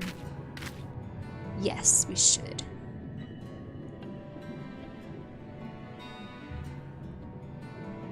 Like as not, this tunnel will be just as perilous as the road we walked to get here. Let's all stay aware of our surroundings, shall we? Alright, I want to see more cool stingrays and creatures. More creatures, more creatures. Southwest. Ooh, I'm heading southwest. That's where the next ether current is. I was thinking there might be one coming out, because we've been running a long time. Been going forever.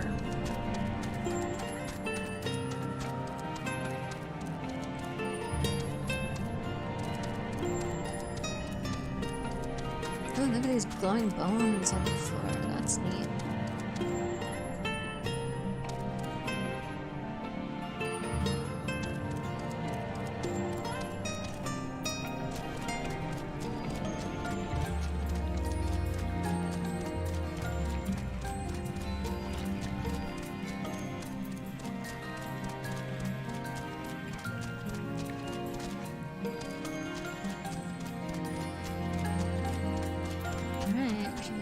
To something.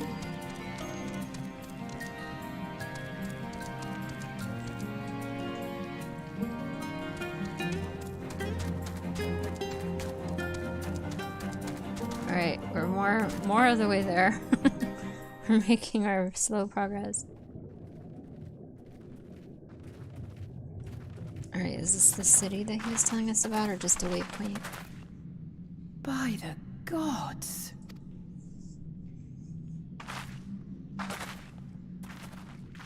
Oh, wow.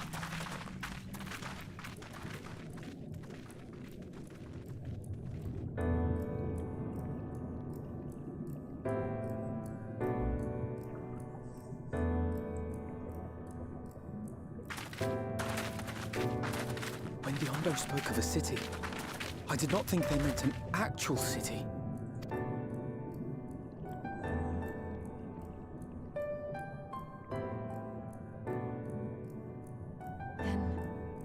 We are seeing the same view.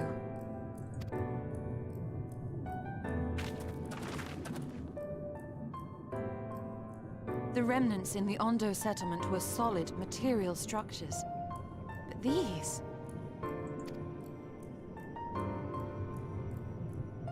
everything here pulses with ether. 'Tis an enchantment on a monumental scale.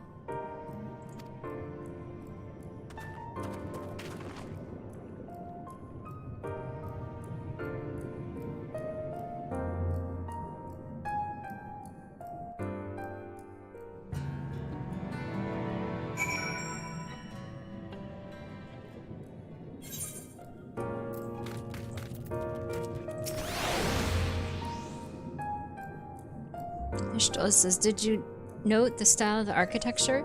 'Tis the same used for the remnants at the cups and the mural's painted towers. Look closely. Emmett Salk has not simply reclaimed these ruins. He has layered the semblance of an entire city upon them. Gods, the magnitude of his artifice is staggering, though it pains me to admit we do not fully understand the feats of which an old-world Ascian is capable of.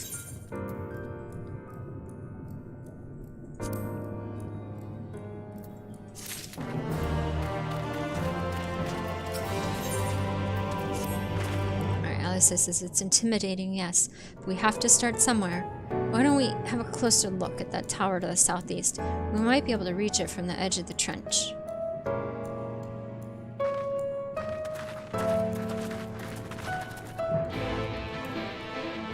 Let's see if we can get there without falling in a pit or something stupid. Oh, hey, Ether Current. Good to see you.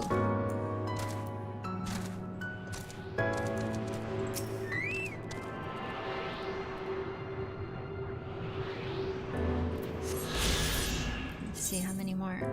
Oh, we found them all. Now we just have the quest ones to do. Nice, nice. I feel accomplished.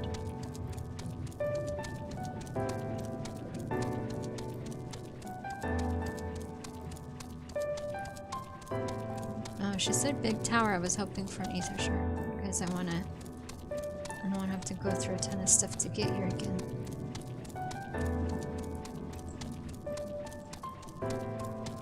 Ancora Heights. Wow, the city's pretty amazing.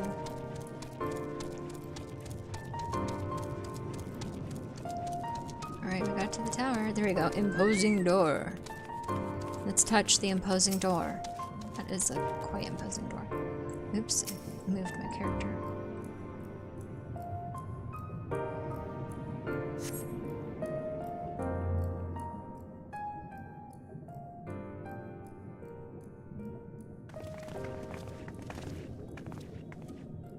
Look at the size of those doors, says Alphino. Now I know how pixies must feel.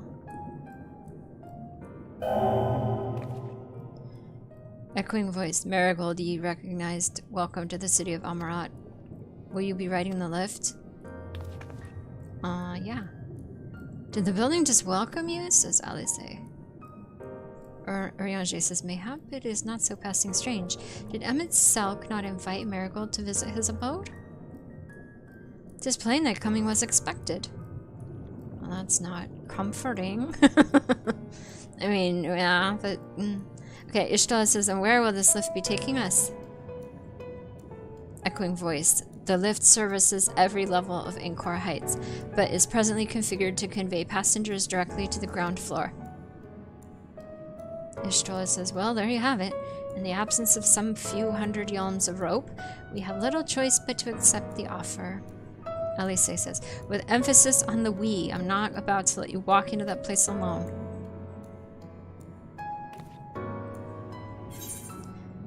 I say, I wish to ride the lift. It's always good to be polite to, you know, technology. Echoing voice says, as you wish, the lift will arrive shortly. And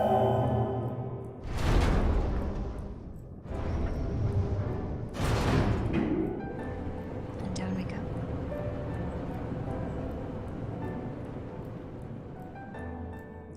Echoing voice. Next stop, ground floor.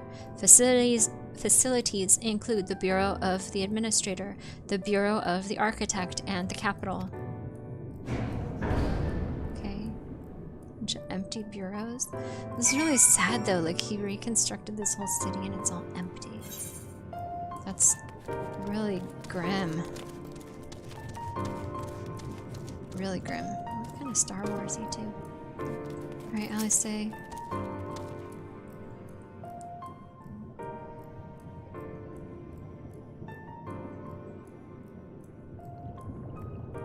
It's only at this distance that you start to realize just how big the buildings truly are. What did the voice call the city? Amarat? Dangrid says, look, over there. A creepy figure. Dangrid says, is that a person? Oh no, my mistake, that's a giant. That doesn't seem to have noticed us yet. Alphino says, giant or no, a resident of this place may have much and more to tell us. I say we make the first move. Alice says, Alphino, you can't just... Ugh. Ooh, spooky. That thing is really creepy. Tug on its sleeve, come on. Tug on Superman's cape. Alphino says, pray excuse my boldness, but might I ask a few questions? It's gonna eat our soul or something.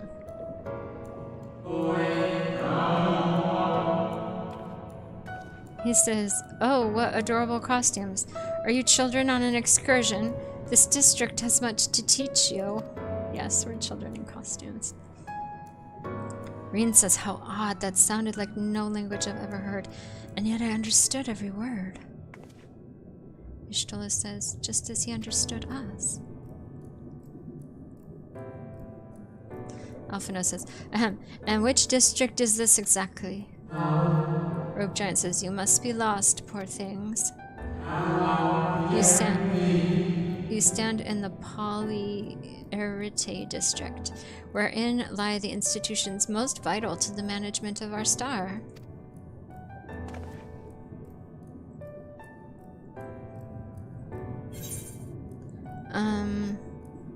I'm gonna say, can you tell us who rules the city? Who rules? What a curious question. Mayhap you refer to our supervising body, the Convocation of 14?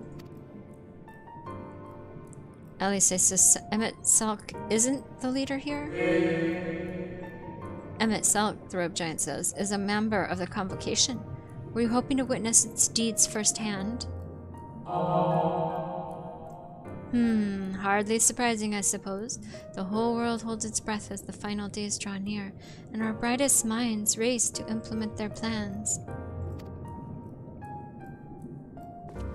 Yeah, I'd jump back to if that thing moved toward me. It says, thus you must understand that gaining an audience at this time will be next to impossible. You should hurry home now, before your families begin to worry. Do you need me to walk you back? It's really nice, even though it's very spooky. No thank you, says Alphina. We'll be fine. Aw, it's nice. You're a nice spooky giant. Very well, take care, little ones.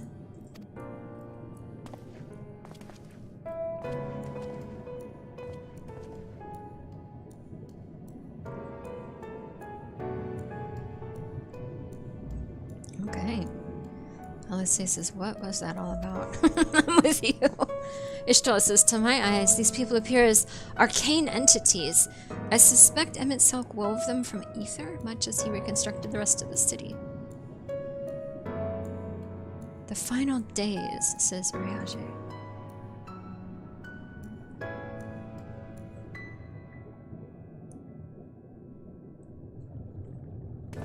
Such words will befit the oblivion described to us by our Asian foe, a catastrophe of unprecedented scale, which did set in motion the summoning of Zodiark, and thence to Hydaelyn herself. But that happened centuries and centuries ago, says Rain, didn't it? That man spoke as if they were rushing to avert a disaster here and now.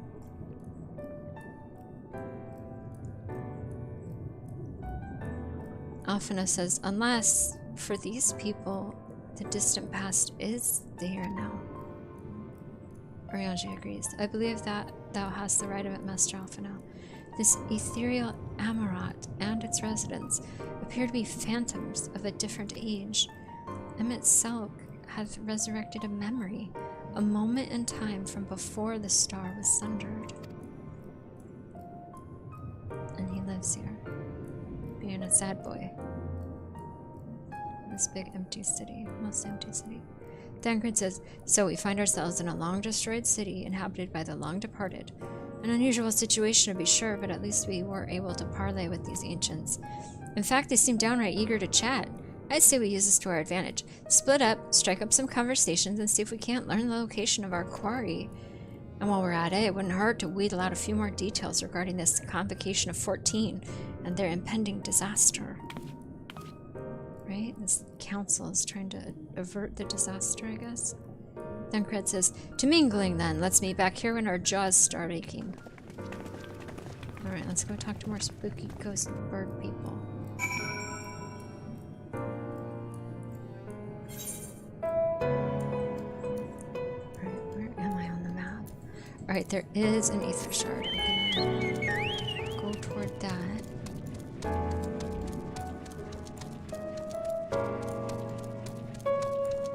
Let's run around a big, spooky, empty city. Let me see if I have any food to eat. Alright, let's see one of these. Oh, hey, spooky guy. Oh, darn, he vanished. Spooky guys! Come talk to me. Alright, let's go this way and talk to spooky guys. The ancients are creepy. Hi, creepy ancients. Oh gosh, they're so tall. Wait, what are they talking? Trust in the scholars, they will find a solution. I missed what they were saying. I mean, I guess they're discussing this world thing. The final days. Alright, let's go in this building and see.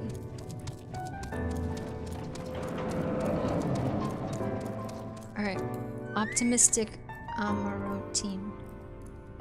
Let's talk to them. 'Twould seem the hall is host to a most precocious visitor this day. And what, pray tell, shall be the subject of our discussion, young one? Ah, the convocation and their handling of the coming peril. 'Tis only natural you should have questions. Shall we begin with the members themselves? As all know, the 14 are the wisest and most puissant among us. They are the stewards of order, responsible for decisions which keep the star turning season after season. Be it the speaker, La Habrea, or the emissary, Elidibus, each seat is occupied by an elected sage of surpassing intellect. Lawgriff, Mitron, Emmett Selk, their individual titles have, as a gesture of respect and a matter of tradition, become synonymous with their incumbents. Thus, it is with great incredulity that I greet this recent rumor that a seat in the convocation is soon to be left vacant. If proven true to be an unprecedented development and testament to the immense pressure under which our saviors are toiling. At any event, I, for one, am confident they shall deliver our star unto salvation. Okay, so there's gonna be one of the convocations gonna leave. Debate facilitator, I can't even get up over the thing here. How may I help you, little one? Do you wish to pursue the transcripts of the great debate, or would you like to reserve a room for a discussion? We are here to serve your needs. Oh, thank you. You are very nice. Hello. What a precocious little child. Do you like me? I like you.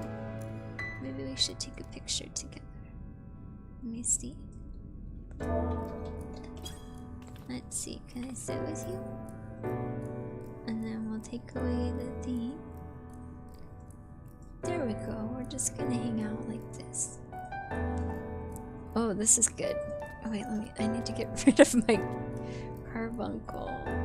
How do I get a picture without my stupid carbuncle? Let me see if I can get rid of him. Unsummon him. There. Oh no, now he's up top. Well, how do I unsummon my stupid carbuncle? I don't even know. Alright. I want to get a picture of me with the spooky guy.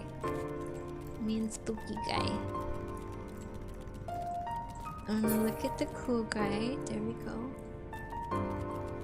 Yes, this is good. You're very creepy.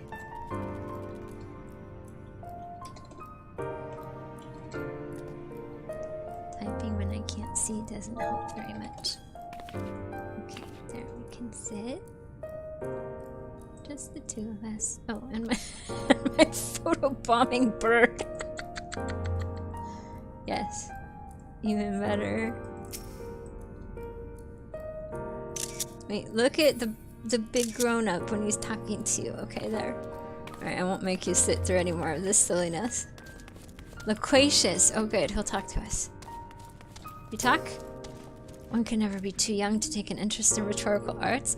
Welcome, little one, welcome. Mom's not very loquacious of you, though. Expected you to talk to me for a long time. Alright, these guys seem like cool people. They're spooky as heck, but you kind of get used to them.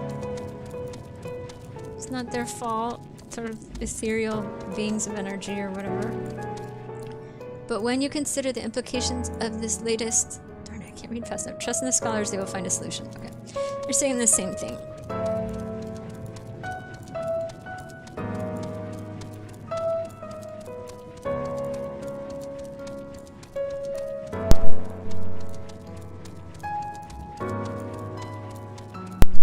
Here's an anxious one to talk to. Good gracious, child, where's your family? You should not be alone at a time like this. Run along home, quickly now. Have you not heard, though yet confined to the lands across the sea, a terrible phenomenon afflicts our star. They are calling it the final days. To set it starts suddenly, a cacophonous keening from beneath the earth. The sound distorts all living things within earshot and wrests from us control of our creation magics. Once that happens, all is lost. Fear, pain, despair, every dread impulse is siphoned from our minds and given substance. An eternal fall of fiery rain, an incessant spawning of nightmarish beasts. None can point out the source of the phenomenon. It's as if the star itself has fallen ill, as if a force inimical to life now festers and spreads. It is only a matter of time until Amarat, too, resounds to that discordant squall. You should stay with your loved ones, child. Stay with them.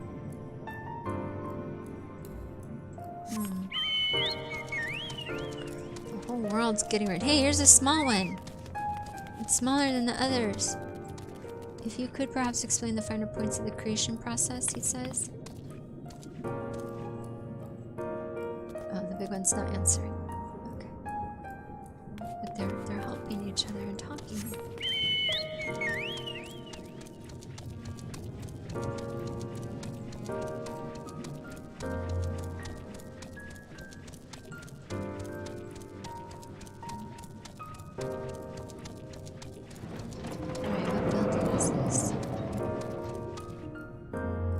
Bureau Attendant. This is the Bureau of the Architect, little one. If you require assistance, I should be glad to assist you. But are you certain this is where you should be? No, I'm really not. Alright, pragmatic Almarantine. An audience with Emmett Salk? I'm afraid you have the wrong office, little one. And besides, he will be far too busy to field the questions of curious children. Surely you have been told of the looming catastrophe. Every resource available to the convocation must be spent upon ensuring our world survives. They have yet to make an official announcement, but it's said the 14 are moving toward with a plan of scarce credible proportions, one which promises to grant will to the very star itself. Oh, is that what they did when they created Zodiac? They will invoke our mightiest spells of creation to birth an entity of all-encompassing magnificence, and then they will rewrite the laws of existence. That's a bit of an ambitious project. It is a huge undertaking, and it must be completed ere the corruption spreads this far. Thus, I say to you again, do not hold out hope for an audience. Okay, so they're gonna build something.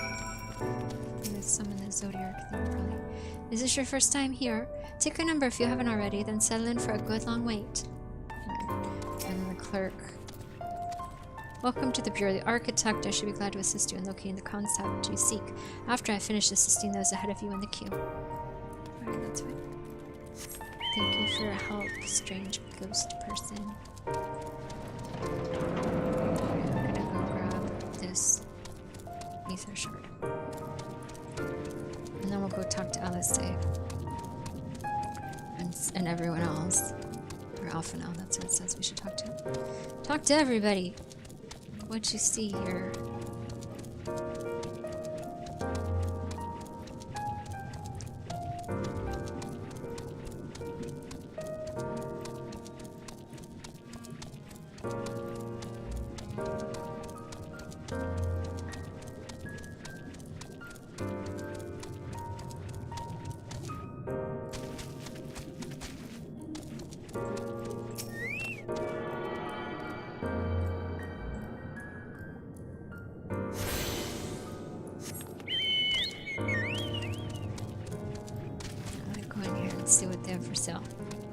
Any cute dresses for tiny spirit children?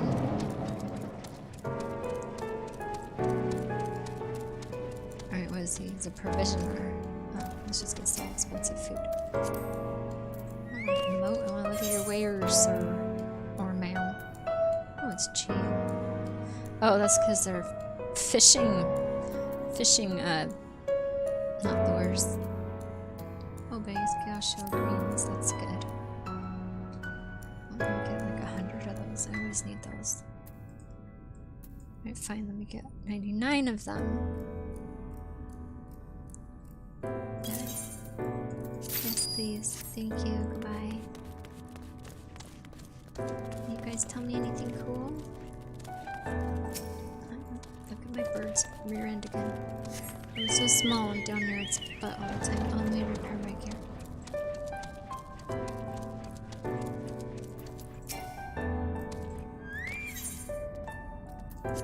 I like how over time they go from being like, oh god, they're terrifying, to being like, oh, it's friends.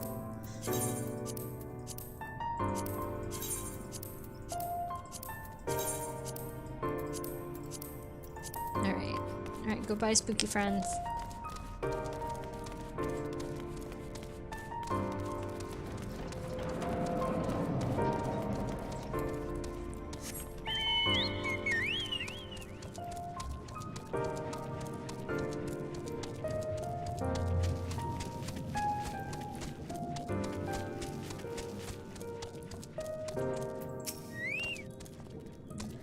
Is there something wrong, little one? Are you perhaps lost and need me to help you locate your guardian? I'll say, what do you do here? Why, the same things most other citizens do, I suppose. I debate various topics with my compeers. I dabble in the arts of creation. Every day I attempt to better myself and the world in which I live. For we citizens of Amarat are the caretakers of the world, stewards who have harnessed the power of creation itself. It's an honor and a duty we do not consider lightly. You are yet young, so very, very young. You needn't concern yourself with such lofty concepts just yet. Attend to your studies, and I'm certain you will grow into a proud citizen and avid creator. Now, so what kind of place this is. Oh, do you hail from another city originally? Even so, surely you must know you stand in Amarat, the intellectual utopia that flourishes at the heart of our world. From the capital, where our preeminent minds gather to carry out the duties of governance, to the Academia Aniger, where devotees of knowledge strive to solve the greatest unsolved mysteries of our era, to the smaller but no less valuable institutions, Amarat has all that you ever need and so very much more. Well, you did have a lot to tell me. Eloquent Amarantine. I'm gonna say it correctly. Amarantine. Did I say it right? Alright, let's go talk to Alphinaud now. This sad, sad, empty, weird city.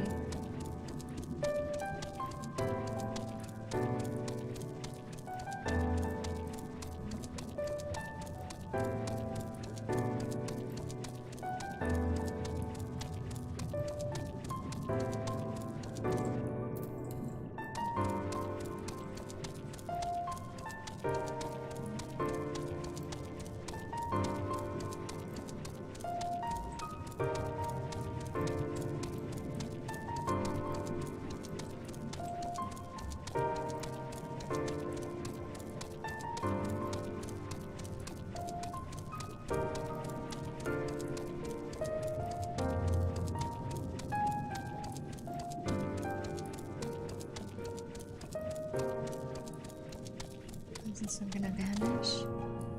Or can I talk to him? Hey, Spooky!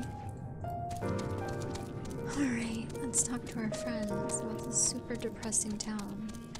They're all dead now. Alphinaud. Marigold, if I was not certain before than I am now, the people in this city believe they face the end of the world. I cannot imagine what purpose compelled Emmett Selk to recreate this ancient Amarat. And yet I fancy I hear his words to us echoing throughout this ocean trench. He would have his story known.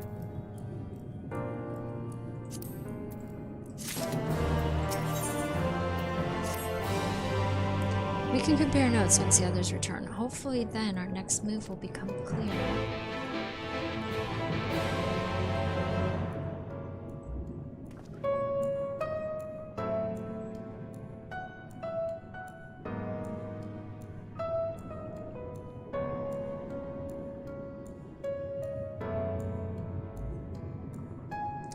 Ishtola said, "'Twould seem our conversations were much alike.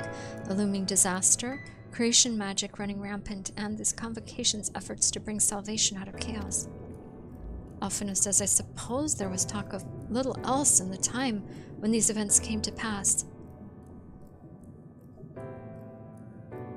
Ishtola says, Rajier, if I may, what are your thoughts on the ancient's art of creation?" He says, "A fascinating discipline indeed. Aught the mind can conceive may be rendered in reality. All that is required is a clear concept upon which to focus one's will. 'Tis not dissimilar to the primal rites taught by the Ascians, wherein ritual ceremony breatheth life into figments of myth and legend." "I see we arrived at the same conclusion then," Ishtola says. "The people who lived in an age before the Sundering were blessed with vast reserves of mana. No matter how draining these creation magics must be, it seems they paid the cost with not more than a fraction of the ether which coursed through their own bodies. If we were to attempt the same, such spells would soon deplete our energy and then seek to draw the balance from elsewhere, from a hoard of crystals mayhap, or the very land itself. Thus, when the art of creation was placed into our hands, it became, in effect, a means for destruction." Elisee says, "An interesting matter which no doubt bears further study, but despite all these revelations, I worry we're no closer to finding Emmett Selk." She's staying on target. She's staying focused. Elisee says, "Has anyone learned aught which might lead us to his location?" Thancred says, "Not directly, mayhap, but from what we've heard, it seems the convocation of 14 is sequestered in the nearby Capitol building." Reen says, when we went to see for ourselves, the attendant wouldn't let us through without a writ of permission. So we tried our luck at the Bureau of the Administrator, where we thought these permissions might be issued, but the clerk there said he couldn't help us, since our names didn't appear in the registry. And that was where we gave up. I wonder though, Marigold, could you be eligible for one of these writs?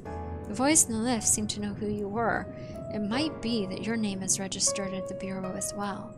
Worth a look, I'd say. Meanwhile, I'll head back to the capital and search for a less official point of entry, just in case. He's gonna be rogue. Oriange says, pray allow me to accompany thee on thy reconnaissance. An arcane perspective may prove needful. He's like, yeah, okay, fine. Reen says, I think I'd like to speak with more of these ancients. Maybe they know something that could help cure Marigold's condition. Would you mind coming with me? Alice's just stunned, I guess. Oh, of course I don't mind. Just lead the way. Alright, you two go on a field trip.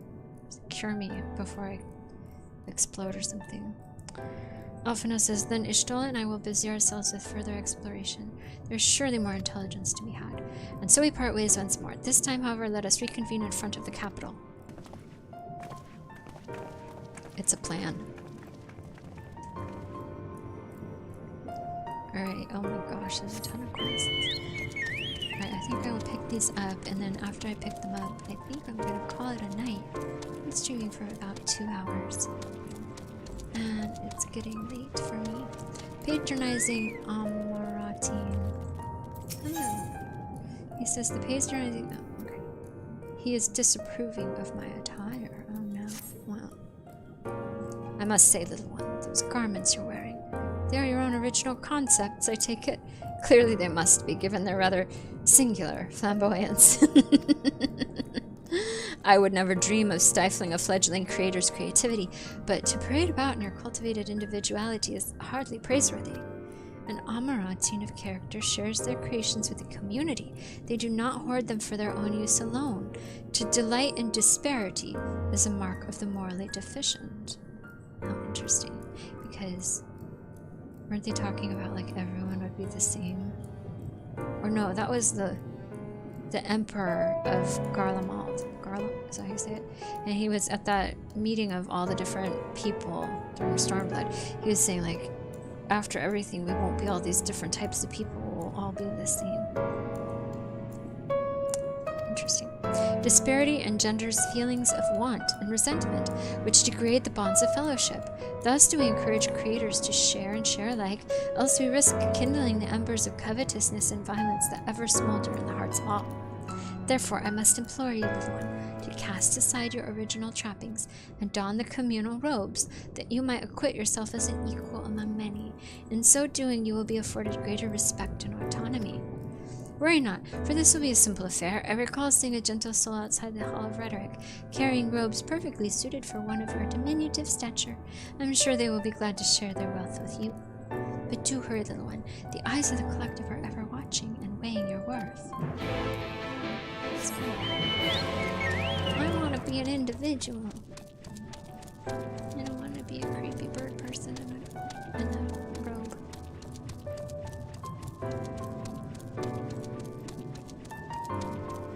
Alright, here's one. Maybe this is the one that's supposed to give me the robe.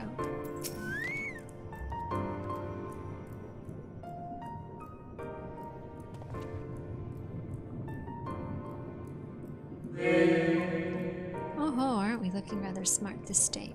What can I do for you, little one?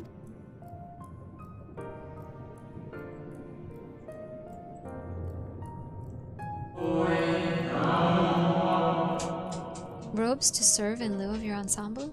Oh, how prudent. Alas, I have nothing I can offer you at the present time. The ones your associates saw me carrying earlier were a failed experiment. I never intended to make them so small, so I disposed of them shortly thereafter. I'm gonna ask, a failed experiment?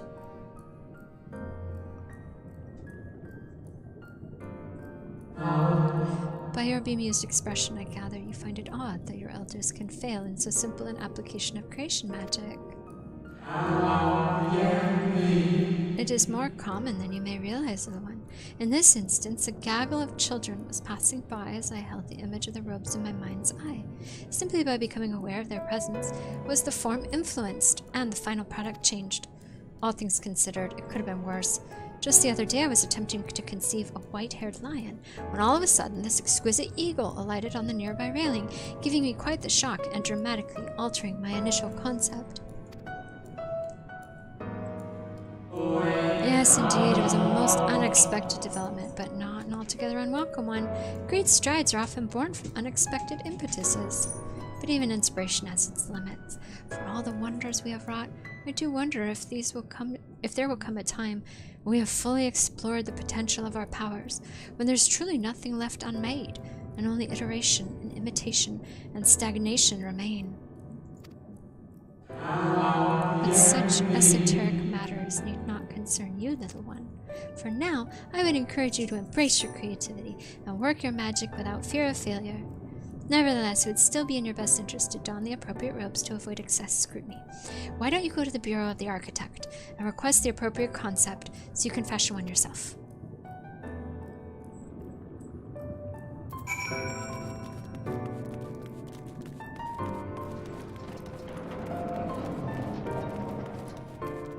Ah, the loquacious one now has a request for me. Greetings, little one. Come to debate? And at so young an age, how wonderful. Shall we retire to the benches and settle on a topic? Oh, no. Oh, my apologies for jumping to conclusions. My friends are not quite as fond of the Hall of Rhetoric as I am, so I have a habit of chatting up any potential conversation partners. So if you're not here to debate, I presume you're here to learn about the mysterious and esoteric goings-on here? It would be my pleasure to act as your tutor in these matters, if you will indulge me. The Hall of Rhetoric is, as its name indicates, a place where citizens may freely gather to discuss and debate all manner of topics. This central forum is ideal for open discourse, but smaller rooms are available for those desiring more intimate conversation.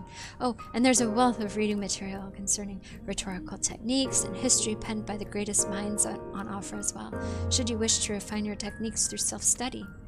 To my mind, however, rhetoric is a living, breathing thing that is best experienced in the moment of conception and execution. Perhaps a demonstration would best serve to further your education.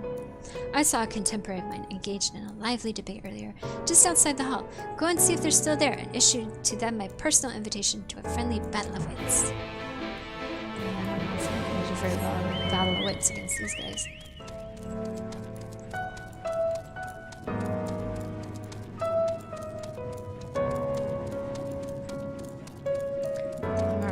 Firebrand. But that is precisely my point, that their obsession with the so-called mandate to approve only the most beneficial concepts for wider distribution, never mind the ridiculous subjectivity of their criteria, has led the Bureau of the Architect astray from its original purpose.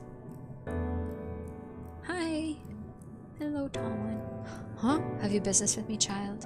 Regardless, I am in the middle of a heated discussion with my partner. Come back later. Oh, I'm not allowed to talk to him again. Okay. No. My position has nothing to do with the intrinsic value of unique identity and whether or not it is retained.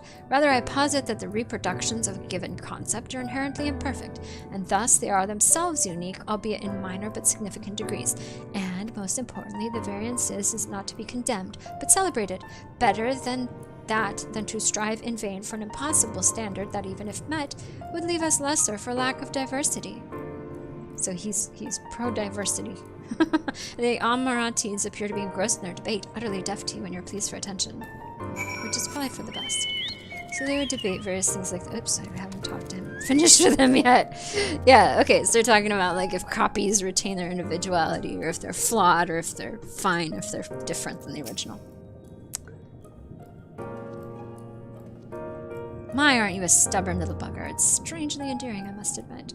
But we have all the time in the world. Why are you so insistent that I speak with you this very instant? Ah, you are acquainted with the chatterbox. I suppose I do owe them a debate or two. Now is as good an occasion as any, so be it.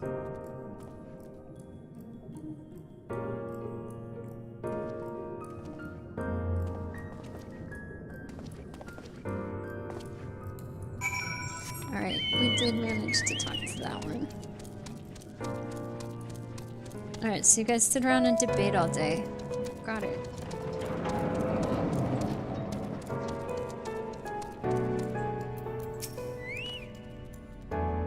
I see you found my friend. Thank you, little one. Then without further ado, let us commence the promised debate. Oh dear, are we gonna have to read this on the meeting? I like listening to them, but I'm also about ready to log out soon. As to the matter of what subject we shall debate today, I propose the recent calamity which has befallen our friends across the pond. What say you? Okay. The singular point of contention is, of course, whether or not Amuro should intervene on their behalf. I believe we should. The scale of the disaster which threatens that distant metropolis is of a scale heretofore unseen, and so equally considerable resources must be committed to counteracting its effects. That one says no. I disagree. The scale concerns me less than the nature of the proposition itself. Who are we to unilaterally intervene in the affairs of those half a world away? Are we to be the saviors of one and all? Such arrogance may well lead to our own downfall. While I understand your concern from a philosophical standpoint, I fear you're too quick to dismiss practical considerations out of a desire to maintain an unassailable moral authority. But let us, you and I, hold here for the present and offer the floor to our young student. You have heard our opening salvos in this debate concerning the fate of our neighbors across the sea. What's your opinion on the matter? It's to ignore the plight of those one might conceivably save is not wisdom, it is indolence. Or we cannot save everyone. Sometimes it's all we can do to save ourselves. I'm going to say to ignore the plight of those one might conceivably save is not wisdom, it's indolence. We should help them. Indeed, indeed. The same can be said regardless of one's opinion on the morality of intervention. There's a clear and undeniable benefit to Amuro in using the situation as a test bed for our newest creations, that we might develop and refine our defenses against a potential threat to our own fair city.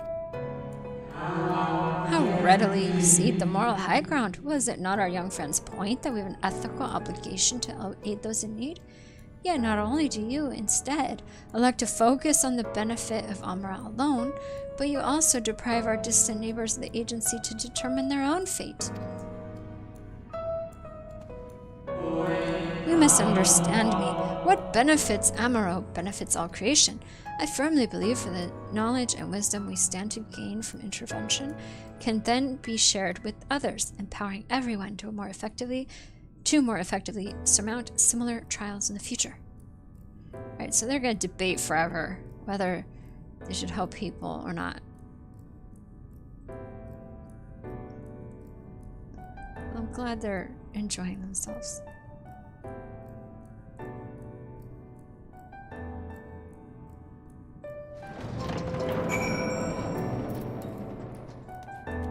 Alright, oh, he has a quest. It's hard to look up at him. I must say it has been far too long since I engaged in such a refreshing exchange of ideas. My colleague was equally delighted by the opportunity, you may be assured. Some decry it as little more than an academic exercise. After all, we failed to reach a meaningful consensus, but I dare say they missed the forest for the trees. Are we not more enlightened by the experience? Have we not been exposed to a greater variety of viewpoints? Is there not value in this alone? I truly believe we are blessed to be part of a society that exalts the free exchange of ideas and that encourages active participation in the public discourse. This may have been no more than your first foray into the exciting world of rhetoric, but I sense you have the soul of a debater in you. You may well have the potential to change Amuro in ways no one ever thought possible. I shall be watching your trajectory with great interest, my young friend.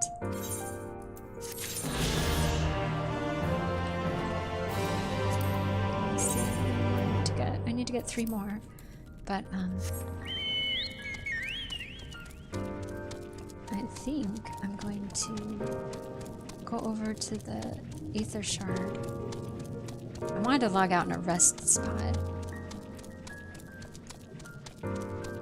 but there's so much to do and see in this grim, weird city. So many people to talk to. There's 2 in that very building next to me.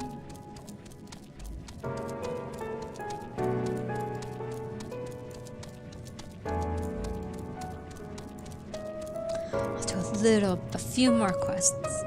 A little more. Before I leave.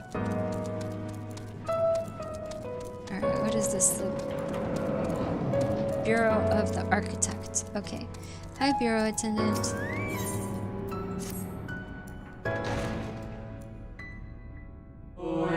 Greetings and welcome to the Bureau of the Architect. Are you in need of assistance?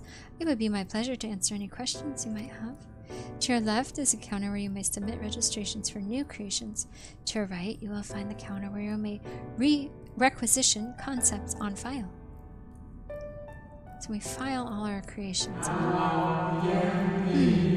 I correct in assuming you are not familiar with the services we provide? I see. A more detailed explanation is in order then. You understand that by harnessing the power of creation, we can give physical form to all manner of concepts, yes?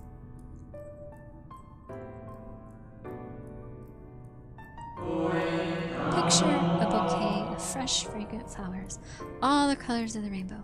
Now picture those self-same flowers formed of delicate crystal, and possibly fragile and radiating hues beyond the visual spectrum. Every day our people push the boundaries of imagination to conceive new and striking designs like these. But there are limits to what a single individual can shape with their abilities alone. Those who harbor greater ambitions may offer their concepts to others here, that they might, with the strength of many, accomplish what one cannot. So we all work together to create more cool stuff.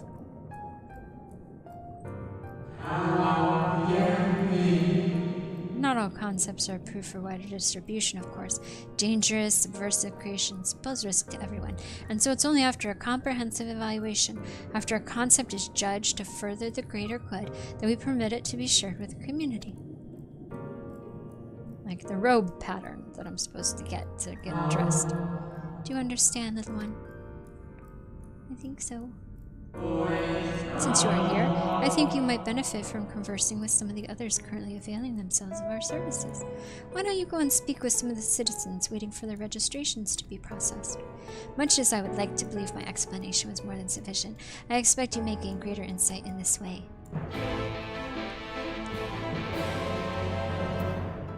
Alright, let's talk to some more people.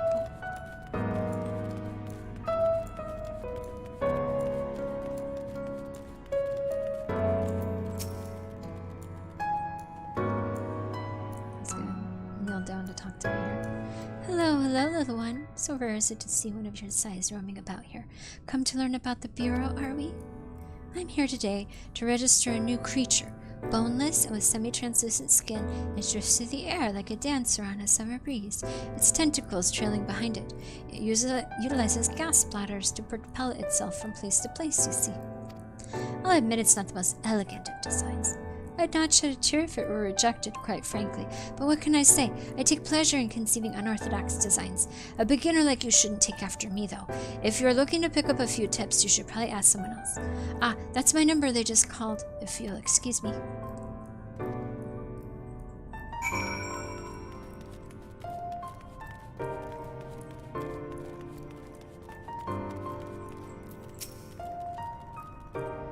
This one says, "Are you the child I saw speaking with the attendant earlier?" I thought so. So young and already so eager to learn about concepts and creations. That curiosity will serve you well, little one. I've been credited with a few popular concepts, I'm proud to say. I'm hoping that my latest will be equally well received. Autonomous figures. I say my latest, but really it's the product of many others' efforts and individual insights. But such is the case for every masterwork, I reckon. Autonomy notwithstanding, these creations know no fear. They're wholly devoid of emotion, and will without hesitation or resistance engage in any dangerous activity, even if death is assured. There's a beauty in that, I think, and I hope the officials do as well. I tell you, there's nothing more nerve-wracking and thrilling than the waiting period before you receive the results. I love it, and I hate it in equal measure. Anyway, that's all I've got to say about it. If you're still keen to learn more, why not pester that worrywart over yonder? Come to think of it, I think their particular creation was designed to appeal to children. Alright, let's talk to the cleric. I'm too far away. I need a step stool. Welcome to the Bureau of the Architect, little one. Are you here to request a concept for personal use? If so, what sort of concept did you have in mind? I think this is the one I'm supposed to get the robe from. our communal robes. That would take but a moment to prepare, but before I fill your request, I should caution you. Pardon me for asking, but your creative potential is, relatively low, is it not? We are trained to assess these things, and I fear that you do not possess the ability to express this concept in physical form. It's almost as though you completely lack it, although that cannot possibly be. But regardless of the reason, you needn't worry. We have special tools that may be used to address this very eventuality. I will furnish you with an etheric robe you can use to restrain one of the misbegotten cubuses that congregate in the plaza north of the Academia at Niter. You will need to weaken your quarry before you can reliably bind them, but once you have, you can repurpose their energy to create your own robe. So to kill stuff to make a robe. Alright, let's talk to this other one. You there, an aspiring creator come to learn about the Bureau and its inner workings, I trust?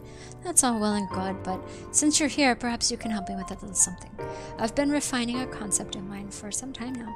Adorable little creatures designed to be the perfect plaything for any young citizen.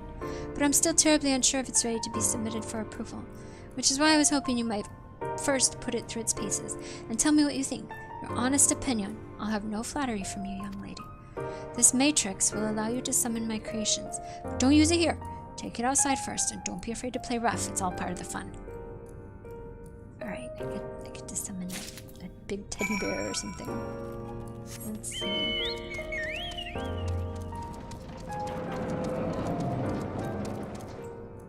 me look where I need to go.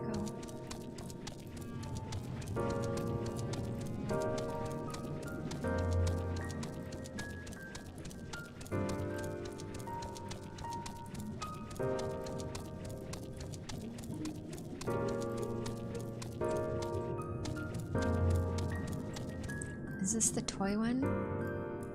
Use the concept matrix outside and play with the creations. Okay, let's see what kind of toys that these people think are good.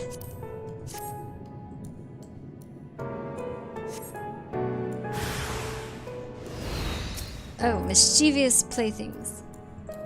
So I'm supposed to smash them.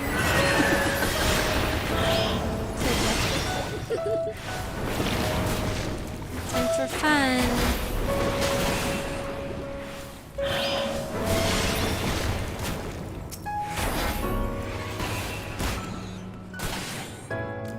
The one I smushed those down like, oh.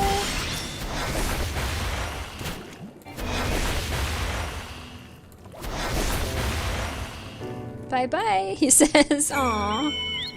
Those are cute toys, sort of. Probably attacking children isn't the best idea, though. I don't know.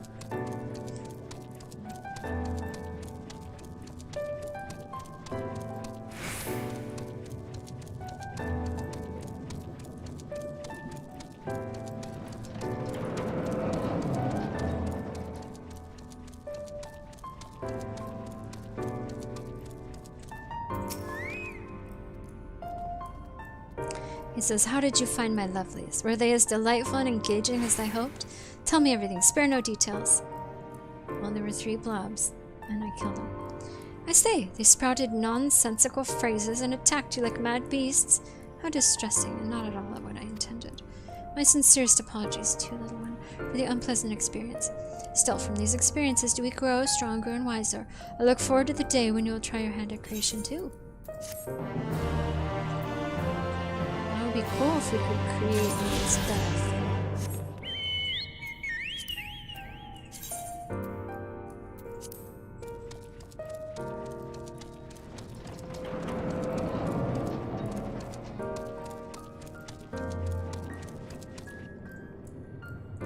Alright, here I'm gonna run back. I'm just gonna summon to the spot, and then I'm gonna log out. So thank you very much for hanging out with me and coming on the Tiny Potato Adventures to see what we can see, like weird cities and strange bird masked figures. And I'll see you next time. Bye bye.